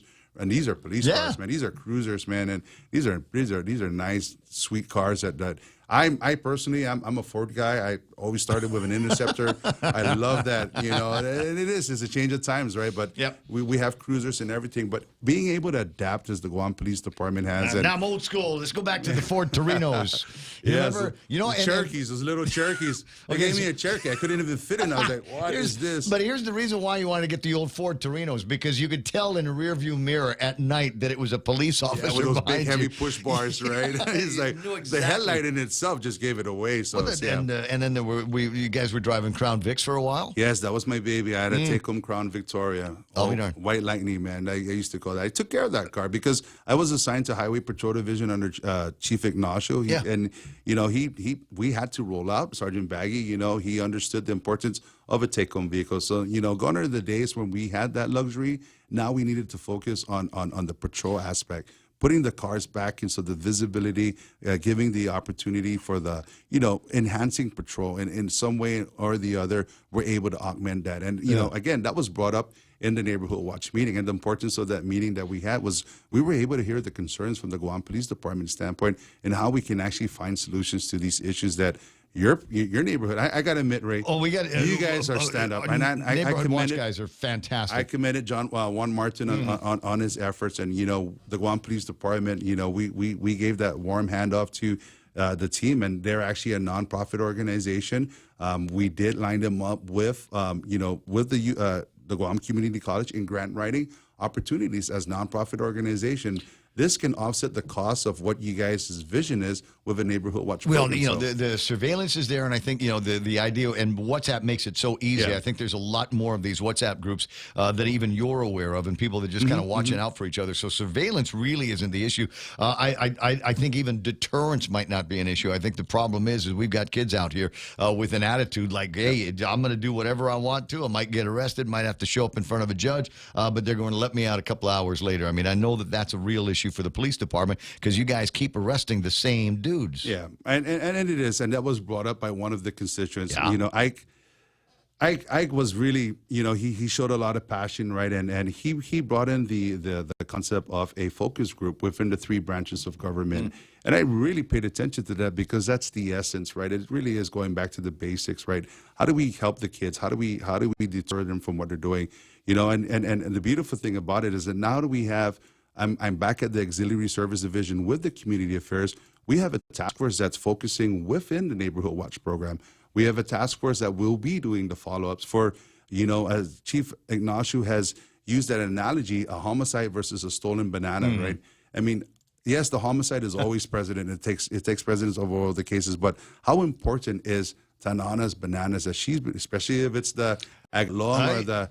he uses that analogy. I talk about beetle nut. Yeah, I don't want to watch my beetle nut up there, turn the right color yellow just to have some jerk come by and cut it down at the last minute just before it's going to go. So those are, I think, critical and important things. If you want to get to be a part of this, or if you just want to find out some information, obviously you are going to be at GPO tomorrow. We are. I'm going to be there again. 20 years, and just the number of seasoned officers has been there. I think it's a great opportunity, especially for our young graduates from high school, our military officers, our military person that's been deployed, coming back looking for a career opportunity. Fall in line, come in and sit, listen, pick up an application, take a look at what resources we have outside of GPD. We are anticipating the opening of the forensic lab. That's going to be a gem within this side of the Pacific, within this side of the region. Well, because it's going to be your lab. That is my understanding. Working with the Guam Community College, of course. But the last one was GPD. It was a forensic lab, but it was run by the courts at the time, right? There was agreement that I somebody try let not the to air get conditioner. into. Yeah, somebody let the air conditioner go bad. But the DNA lab is we are anticipating months down the line that we are going to do a grand opening, and it really is the collaborative effort with Chief Stephen Ignacio reaching out to the respective agencies such as the Guam Community College. Dr. Okada saw the opportunity to enhance her criminal justice program, enhance her science program at not just the Guam Community College. OJT is right there. Yeah, it is. Those guys are Joey Munoz. Can I go to the range with you? Speaking of GCC, when is your range days at GCC? I want to go hang out with you. Let me check with our training and staff. We're actually doing officer survival for the multi-agency cycle. Oh. We're running a multi-agency cycle. We haven't done that since 1998. So we have a component of we have candidates from the Guam International Airport. We have candidates from Port Authority of Guam, Department of Correction, the Guam Police Department, and Department of Youth Affairs. So, we're working with them and getting them certified. We're getting them the opportunity. And hopefully somewhere down the line, we can convince them to come over to the Guam premier law enforcement site, which is GPD. This is an opportunity in which we can show them that, hey, look at the blue, look at what we do for the community. I grew up with the DPS, so the orange, right? I don't know about orange. I just the orange jumpsuit. The neighborhood patrol, man, that was always the eye catcher. That was my goal one year was I wanted to walk around the neighborhood with orange DOC jumpsuit and handcuffs, knocking on doors, going, "Excuse me, do you have a hacksaw? Anybody hacksaw? Just cut through this here is going to make me happy." I'm delighted with some of the things that you're talking about. While I was listening to you, I was thinking about because you brought up the kids, and there used to be programs in the schools where they would be like youth police officers. Absolutely, we have that that. Still exist? Yes, we did. So now we have this program, our youth-based initiative. It's called Project U, and it really is enhancing Project U the focus is on the youth. And in that component, Chief Stephen Ignacio had tasked our office to try and spearhead the junior police cadet. we did 2 pilot programs. One was with the Department of Youth Affairs. Director Brennan allowed us to go out and run this this curriculum. It's a 5-week curriculum that we took and we adapted the Department of Education's curriculum of the Be Safe, Be Respectful, Be Responsible campaign, or what they teach their kids. We utilized that, and we came up with one. It's really the first week of curriculum is talking about yourself and respecting others. The second is alcohol, drug, and tobacco resistant. Yeah. The third was being an upstander versus bullying, right? Addressing bullying, because this is really what's happening within their school. The fourth component was stranger danger. And the last component was the School Crime Stoppers program, empowering the kids to be able to have the courage to report crime. We get those where kids don't want to report crime, even the adults and everything. The beautiful thing to this is that we had a drill and ceremony program where the kids learn teamwork, they learn leadership, they learn the roles of responsibility. Everything that we put together married into the aspect of one approach into this was really teaching the kids critical thinking and thought processing. What to do when you come across this situation. We're going to be bringing it back into the community. There's adults that could use that kind of schooling. And you know, we talk about the problem with crystal methamphetamine, the pandemic, right? And we had, believe it or not, it was the foresight way of thinking of somebody that wanted to break away from addiction. And, you know, if I may, you know, he is like, you know, Sarge, you gotta, you know, it's the Canadian people, they're going to keep doing it and doing this. They're going to go to jail. The problem exists here. But what you need to do is teach the kids to just say no. And I looked at them and I said, that's the best idea. You know, that's the best thing. But how do we do it? How do we, and it really takes collaborating with the agencies, the Department of Education. I'm from the school where you say send these kids to DepCorps for an afternoon and see what a life of crime is going to get them down the road. I'm also the kind that they need to be able to see and hear. We had very effective programs when I was in high school where there would be people that would come by and say, I have a drug problem, I have an alcohol problem. Not had, but have a drug and alcohol problem. I'm here to tell you how this has destroyed my life in an attempt to get you to stay away from drugs and not drugs and alcohol. Now, obviously, because I love my beer, right? Because it goes good with the barbecue. There's times I'm not going to avoid alcohol, but I've been able to avoid for all of my adult life. Yeah. Any of the influences that had would have made me otherwise susceptible to drug abuse and things like that. Sam Beanie online asking, when again is this happening? It's going to be at GPO from 11 until 5. Yes, this Saturday, February 26th. So it's a job fair. It is a job fair. So, we're looking for the right candidate to fill the shoes of our police officers. We are pushing, we are taking advantage of the opportunity for this continuous hiring that DOA has. Like I said, GPD is listed as one of the critical agencies because you really look at the pillar of a society, right? Education, public health, and public safety. We focus on the public safety aspect alongside all our first responders. And, GFD is going through the same process, and the need for a safer community, it really is. Crime is the number one problem on Guam. Crime that is fueled by drugs in this town is number one. It's touched everybody's life, and we've got to get a better handle on it. And if that means more cops on the street, then great, let's get more cops on the street. If it means we've got more guys that can maybe transition out of the police department over to DepCorps, because they always need bodies over at DepCorps to keep an eye on the guys in there. Maybe those are the steps that we can take. Be on the lookout for a guy named Bear. Tomorrow or on Saturday. Bear. He's used to be a cop in California.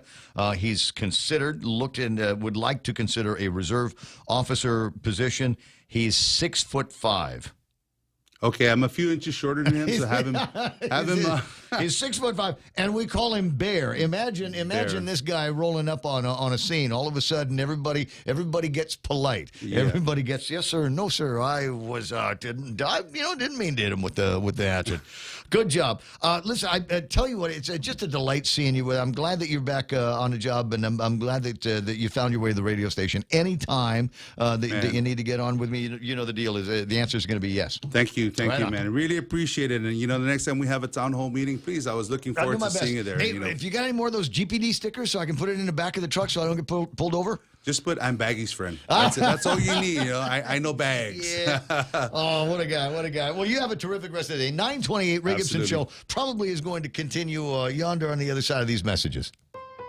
Check out the newest hydro and garden center to hit Guam, Crop King Hydro. We have a huge selection of plant nutrients, soils, hydroponic mediums, organic pest control pumps, plant support, tools, and so much more. Call 635-4769. 635-GROW. Open Monday through Saturday, 10 to 6 at the Dededo Satina Mall, right across from Payless and Paradise Fitness. For whatever you grow, think Crop King Hydro. Crop King Hydro. Subway keeps the Eat Fresh Refresh subs rolling in with a fresh take on timeless classics. Try the honey mustard rotisserie style chicken. It's the new Subway rotisserie style chicken with a flavor upgrade, mizzled with honey mustard on hearty multigrain bread and topped with fresh hand-sliced veggies. Craving some heat? The Baja Turkey Avocado hits all the hot notes. Oven roasted turkey stacks high on hearty multigrain smeared with smashed avocado and drizzled with the piquant chipotle sauce. Tuck into new subs to savor at Subway. Eat fresh.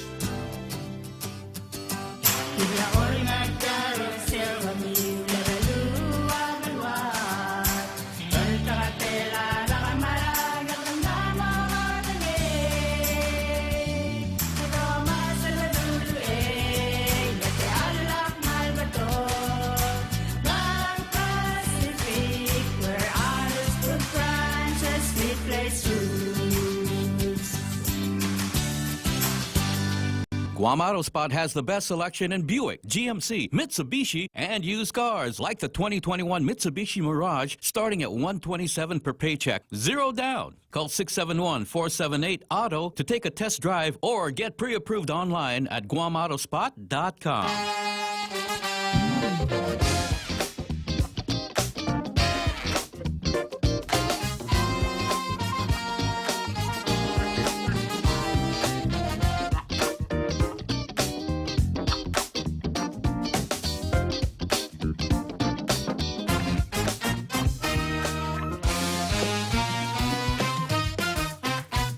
9:30 in the morning. Dr. Art is here. And I'm so glad, we made the offer once upon a time. So look, anytime you're in town, you want to get on the radio, come on by and see me, and we'll talk about all things that are St. Luke's. And I appreciate it. It's great to have you. And second of all, thank you very much for my Christmas present. They sent me from St. Luke's. They sent me a backpack, which is absolutely the perfect size for hiking here on Guam. Got a place where I can put my phone, and someplace for the water and all of the other stuff. And I just it was a very, very thoughtful gift, and I want to say thank you very much. Like it. I love it. I love it. Yeah. A couple of things, though, I'm glad you're here. I was telling him, expressing at the beginning here as we were on waiting for the commercials to stop playing. I said, I'm a little bit disappointed because I'm an unvaccinated soul, and right now your president will let everybody else in if they're vaccinated and boosted and have a negative PCR or something like that, and anybody can go, but still not yet for me. Well, I think that's an international requirement, regulatory requirement, but maybe we can make some representation because right now the number of cases of COVID in the Philippines has gone down. That's so good news. And NCR, National Capital Region, we're almost about 90% vaccinated. And the cases now... Is that a good vaccine that they gave? Because I'd heard from some people that were questioning the efficacy of the vaccine. Because was it Pfizer, Moderna? I want to say it came from China or something. Well, initially, in 2020 March, the only available vaccine is the one from China, Sinovac. And then a year after, not a year after, about 6 months later, the vaccines from the U.S. came in trickles, and we were able to get allocations, and we were vaccinated with mRNA, either Moderna or Pfizer. Okay. And or Astra, and So far, I have received about my booster dose last December. Now, did you? Now, when we start talking about all of that, is the booster a requirement in the Philippines now, or to meet the definition of fully vaccinated, is it just the 2 shots now, or Yes. is a booster required to be fully vaccinated? It's not required. It is not mandatory, but it is encouraged to have the Yeah. booster because there is some data to show Mm-hmm. that it does really protect people, especially those who are vulnerable, or those who are 60 years old and above, those who have underlying medical conditions. Oh, the same thing that we're seeing here. How has Omicron affected herd immunity and natural immunity in the Philippines? It becomes the dominant variant. Yeah.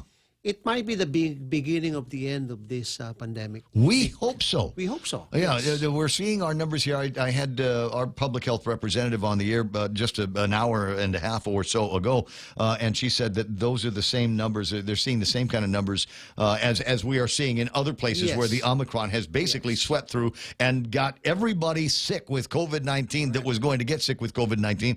And then all of a sudden we've got, like I said, natural immunity now flowing through, and there are some data that suggests that once you've had COVID-19, Omicron variant of COVID-19, you are just as, if not more protected than if you were vaccinated. So I'm going, I like that report. Let's read that one on the radio all the time. I tend to agree with that. Mm. Certainly because there's no substitute for natural immunity. I believe God gave us a good system. Yes, certainly. Mm. It is only in those times wherein, because of the uncertainties. Yes. And we know the virus only for the last 2 years, and we do not know the real impact of the virus. But as we learn about the virus right now, we know that only about probably less than 10% will Succumb. severely affected. And that's kind of what we're seeing here now. Hospitalization numbers are moving in the right direction. Infection rates are beginning to go in the right direction. I think we've got a handle on this now, and we should be able to declare between here and in the Philippines that we're no longer pandemic, we're endemic. And as a medical doctor, I've got to ask you, Dr. Art from St. Luke's, what does life with the endemic? What is that going to mean? What am I going to have to do? Life in the endemic is, you tend to do the things that you do before this set in. Mm. You just have to follow the usual health protocols of, if you have symptoms, you have to segregate yourself away from other people, or you wear a mask, or you tend to protect in consideration of the other people, you don't expose them. Right. You follow the social distancing, and you follow... wash your hands. Wash your hands, and that's it. We're never, ever going to get rid of hand sanitizers. They're going to be with us forever. I hope one of these days, though, to be able to walk into a store or restaurant and not have to take my temperature and have the thing squirt out the hand sanitizer on my hand. I already sanitized in the car. It's okay. Everything is going to be all right. So my friends from St. Luke's are here. There's a referral center that we've got here on Guam, and I know that you would like to get busier now that things are opening up. Now, it's opening up. First of all, who airline partners, people that you're talking to about getting the transportation taken care of? Right now, it's United. We're making representations with other airlines. As the government tend to increase the quota of the number of airline travelers going to the Philippines. Has that increased? Have they done that yet? 6,000, it's now double. It's about 14,000, 13 to 14,000 now that they allow. And I think our prediction is just going to become to a near normal capacity now. Mm-hmm. Because I just came at the airport and I was surprised that a lot of travelers right now. Ah, very good. Yes. And as has been pointed out, you fly United, and you get to fly in and out of the new terminal, which will put you right next to the Belmont and the Maxims and all of those places. Through the, we're going to casino, yes, or movies. They've got a nice movie theater at the Maxims as well. But a great idea, and that is. My fingers are crossed here that we'll be able to do this in June. In June, there's a trade show in Singapore that I like to attend. Yes. And what I'd like to do is fly to Manila and go and see you over at St. Luke's, get my medical, my executive checkup done, and then get on the airplane and go down to Singapore and see what they've got to say about broadcasting in a post-pandemic era. And if I need to see a doctor on the way back, then I can swing by. I'll facilitate it for you. I'll be the one to meet you at the lobby of the hospital. It's okay. You can send a car if you like, but Sure. but there's so many, and so there's we're returning now to a point, hopefully before like we had before the pandemic, where there is a great deal of medical tourism between here and the Philippines, and there were times they get off the airplane in the Philippines, and there's a line of guys with wheelchairs waiting to take your customers from the airport maybe to the B&B and then to the hospital. So the only requirement right now is a negative PCR swab test, which we honor the swab test here from Guam. If it is negative, there's no quarantine. You go. Really? Yes. But I still have to be vaccinated, though, right? Or is that a requirement to get into the Philippines? I think I got to be vaxxed. You have to be vaccinated. Okay. As a matter of, as a regulatory requirement. Okay, so so vaccine card. And then before I get on the airplane, I go by the referral office. You take care of the swab test for me, so I'm not paying $400 somewhere. No. Oh, that's very, very nice. Get on the airplane, and then concierge service and then, to St. Luke's. We'll welcome you. We'll facilitate your exit out of the immigration. Okay. The services just keep getting better. Yes, of course. And then I ride the St. Luke's van to the hospital? Yes. Exactly. Pick you up right at your hotel. So I'm talking about an executive checkup, but there are so many things. I was talking with a girl, and in fact, I gave her your business card. Yes. And she was having a hard time. Her mother is sick and has been sick at Guam Memorial Hospital since December. And then they finally decided, and only recently told her, that the procedure that would work for her mother to get her better, they could not do at Guam Memorial Hospital. Yes. And then that starts a process for them all over again. Okay, what do I need to be able to get this care for me at St. Luke's in BG Bonifacio just Global coordinate City? with Annette, our office in here, and she will facilitate everything.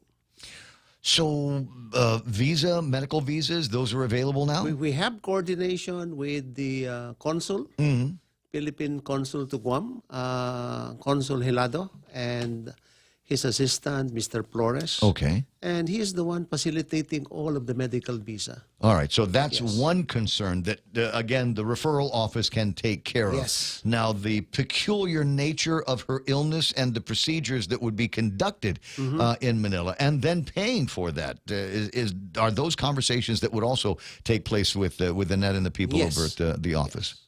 Yes. Okay. So we'll coordinate with the doctors who will be about to see them when they come to the Philippines, so that we don't waste time, especially if it is an emergency or especially extreme emergency. Well, and we haven't had that opportunity lately. And the reason why this is a good idea is because among the concerns that the government has, the Department of Public Health and our own Physicians Advisory Group is, the numbers might be going in the right direction, but golly, our public health system here is very, very delicate. And while we might not be seeing a lot of, the hospital might not be overrun with COVID patients, we do have a lot of COVID patients and regular people that are still getting sick. Yes. And I'm sure in the Philippines it is the same way, where people have decided in the last 2 years, I'll hold off on my physicals. I will, I got an ache over here, but maybe I'll wait until after this is done before I see somebody. Our drive is really to take care of these people who are not non-COVID, because they have been neglected. Yes.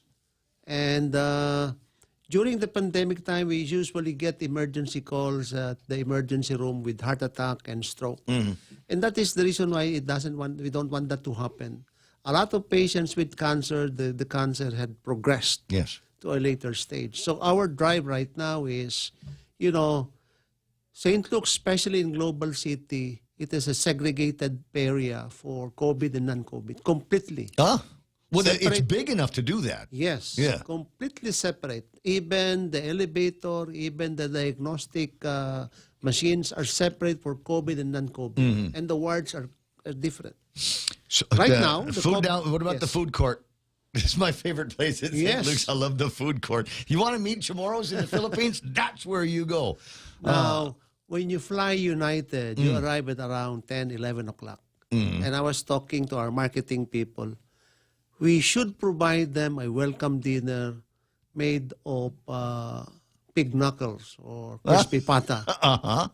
That should be a nice welcome for all of them because they didn't have any nice dinner at the airplane. Yeah, but you know the problem with that though is that generally when I'm flying in for my checkups and I've had the issues where I'm literally flying in and I got to meet with the doctor or take a test first thing in the morning, and I'm usually flying in fast mode. You know, so it's like I can't eat anything. So you're going to come to my room with the crispy patas, and I won't be able to eat it until after the test. We will be able to make some adjustments in terms of we can make the arrangement. The doctor will see you at around 8 o'clock. So we'll build some time in between, Yes. so we get the crispy patas and plenty more. This sounds like I love the hospitality there. I've had the opportunity. While I haven't stayed at St. Luke for any amount of time, the hospitality and just the executive checkup that we call it an executive checkup, a big shot executive. Listen, you don't have to be a big shot executive. It's the idea is that your time is valuable, the hospital's time is valuable. Yes. So we will take you and we will start. We'll weigh you. We'll take your temperature and your pulse and all of this other stuff. Knock out some of the preliminaries on the investigation. We'll do the blood work and urinalysis and things like that. Yes. We'll draw the fluids to get that taken care of, and then we go from one room to another room to another room to another room, and it is all basically following the guy in front of you, and we'll take a look at everything. Yes. Think you got problems with your liver? We got a thing for that. We'll go ahead and take a look at the EKGs and the ECGs for your heart. I was the last time I was there, I beat the treadmill. I did. What level did you reach? Five, boss. They were telling me, you have to get down. There's another customer behind you. Get off. So, yeah, I took it all the way to the You're top. just beginning to hit up, and they ask you to get out of the treadmill. You're okay. You win. You're an athlete. We got it. I don't know if I could do that now. COVID-19 is another 19 pounds that I'm wearing around my... Everybody has that problem. Well, I'm so glad that you're here. So anything that you would have gone to St. Luke's before, obviously you're still offering all of the services and all of the therapies. It's even better now. We're trying to make it more efficient. It's going to be a completely one-stop shop. Very good. Are there new therapies that you guys are working with? I mean, in the last couple of years since COVID-19 started, obviously medicine has continued to improve procedures that maybe you weren't doing before that you are doing now, or other specialties that you've added to the list. It has emerged, and especially those with cardiovascular disease. The trend is not going to open surgery, but minimal invasive procedures. Robots? We are the biggest, we are the busiest robot system in Southeast Asia. Unbelievable. Fastest growing. And we're trying to get another robot by late this year or early next year, if the company could deliver. I was joking with you last time. I need to get some work done on my teeth, and you told me, we can do that too. I know. So you can I don't need a referral or anything. I just show you the hole in my jaw, and then when I'm in the Philippines, you can make arrangements for me to see somebody, and then I can get the implant done. Yes, it is going to be really a one-stop shop. Taking into consideration all of the complaints of the patients. Yeah. There's other therapies I want to say, and I think that they're have been moving to an en vogue kind of a situation. I'm talking about more holistic therapies. So we're going to take care of your body and what might be wrong with your body. But maybe we're going to throw some Zen at you. Maybe we're going to help you understand the ins and outs of a little bit of spirituality and yoga and that kind of thing. Is St. Luke's moving in that direction as well? It is now being considered because we're going to expand, and certainly that would be part of the expansion program. Yeah. What about some of the things that come along with that? And I'm talking about.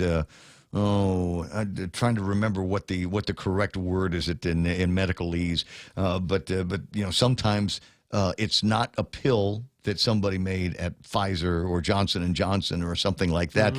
It's more of an herbal solution to your You problem. see, we're looking at all the new evidences of new treatment available, and certainly if the evidence will tend to show that it will benefit patients, we're going to incorporate that into our treatment armamentarium. Right. We just have to review.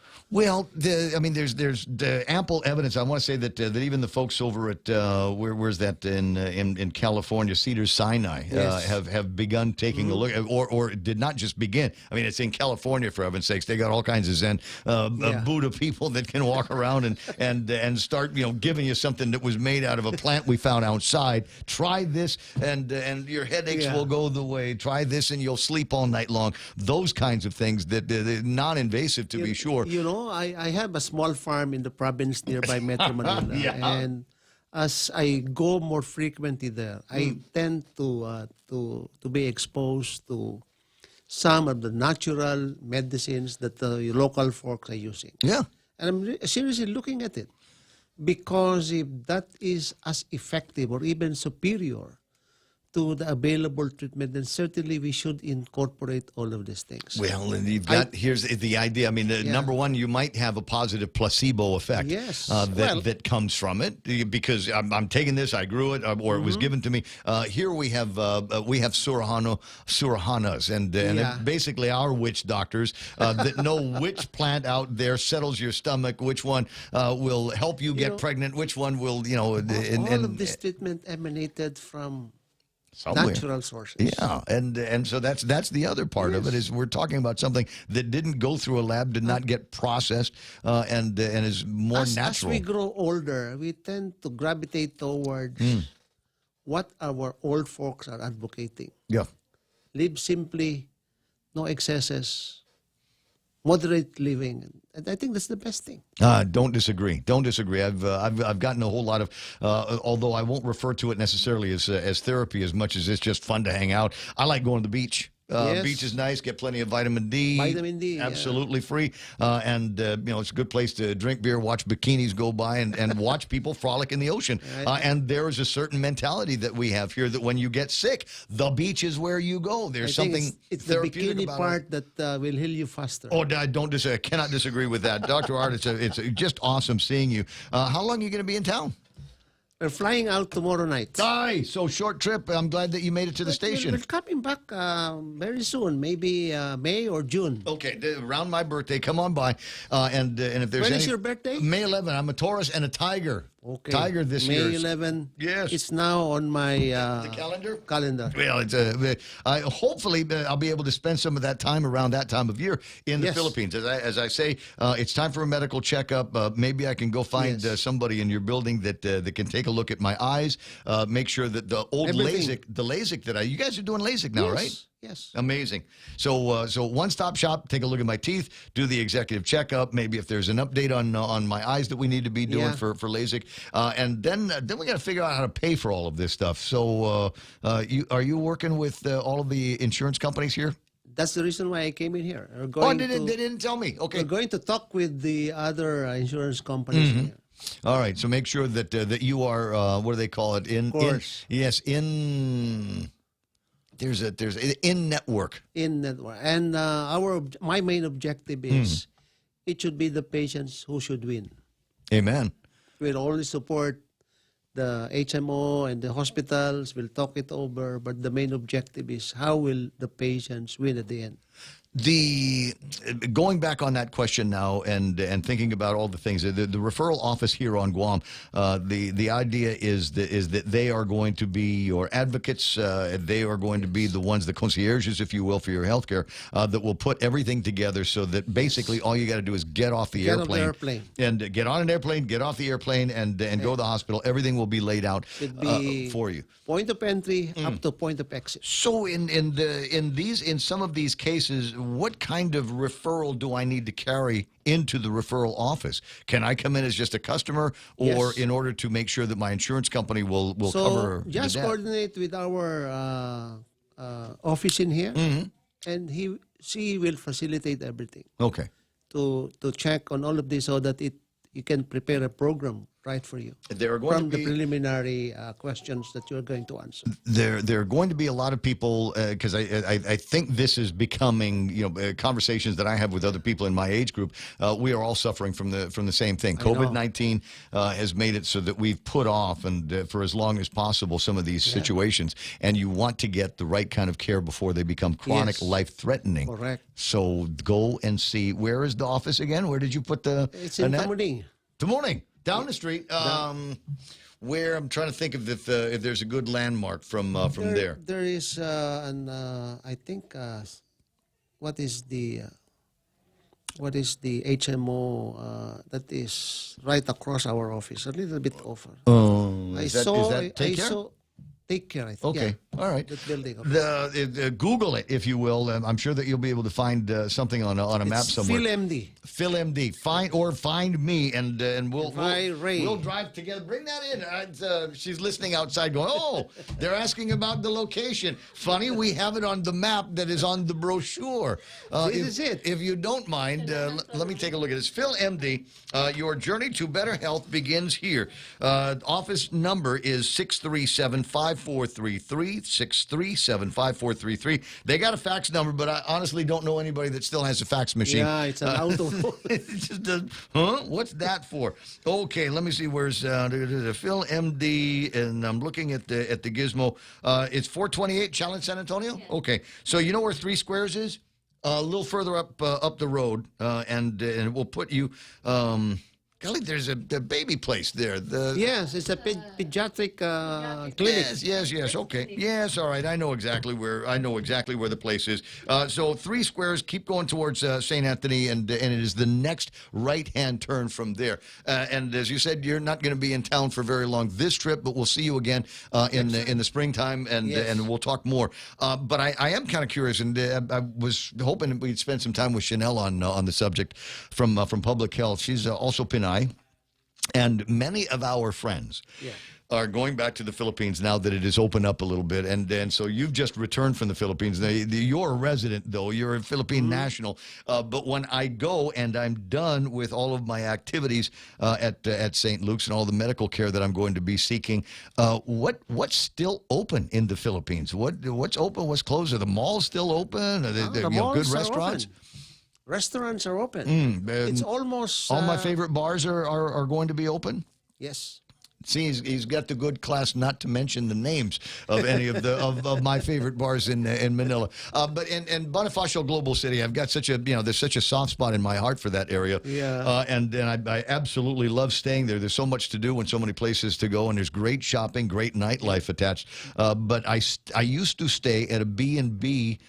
Just at the end of Forbes. Are B&Bs still a thing? Are they still available up in that? Still available. Okay, because I was worried that there were concerns from the tenants that lived in the building all the time that the B&Bs were going to be bringing in people that had COVID-19. When was the last time that you were in Manila? 2 years ago, boss. 2 years ago? Yeah. If you go to Global City, you not recognize it anymore. Oh, is that good or bad? It's changed completely. Oh. There are only about 3 lots there that are vacant. Everything has been filled up with new buildings. Oh, how about that? Are there still cats in the courtyard? In Shangri-La? In the area when you walk around BGC because on High Street, there's a million cats in High Street. Leaving that area, they adopted. They are part of the. I tell you what, we'll configure the trip so the next time I'm in Manila, I will be there with you, and you can take me to all of your favorite places and all of the great, because otherwise for me it's Locavore and Tipsy Pig, right around that way. And there's a Max's and a McDonald's, so I'm like the happiest guy in the world across from where my I'm getting memories now. I'm sitting in the warm bath of nostalgia. Doc, thanks for coming in. Ray, thank you also for pleasure having us here. It's 9:56. Got to take a break here, and we'll wrap up the show here in just a sec. $15 might not get you that far, but Chili's is bucking the trend with $15 meal deals. At Chili's, $15 gives you not 1, not 2, but 3-course meal deals complete with a drink, a starter, and an entree. Mix and match 3-course meals 15 ways to Sunday with soup, salad, or chips and salsa to start, and ranchero chicken tacos, honey chipotle crispers with rice, bacon ranch quesadillas, or personal fajitas for the main course. Build your own $15 meal deal at Chili's. more life and great value happen here. Top End Pest Control is who you call for all your pest control needs. Got a problem with roaches, ants, spiders, rodents, fleas, ticks, termites? No problem. They do it all. Top End Pest Control is a service-disabled, veteran-owned small business and HubZone certified, serving Guam since 2012. Call them today for a quote, 487-5657, or email topendpest@gmail.com. Check them out on Facebook at Top End Pest Control and give them a like. Top End Pest Control for all your pest control needs.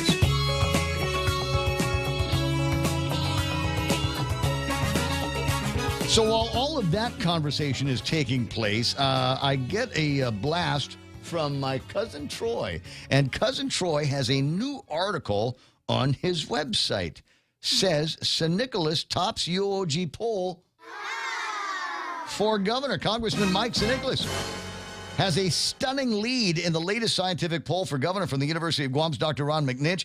He and his students for decades have been conducting gubernatorial polls and other polls as academic exercises. These polls have tended to predict the outcome of gubernatorial elections, especially those polls likened as a snapshot of how voters will vote closer to the election itself. The latest McNinch poll, split between the 3 weekdays, February 8th through the 10th, and the following weekend, shows Mr. St. Nicholas winning the Democratic primary election by a landslide.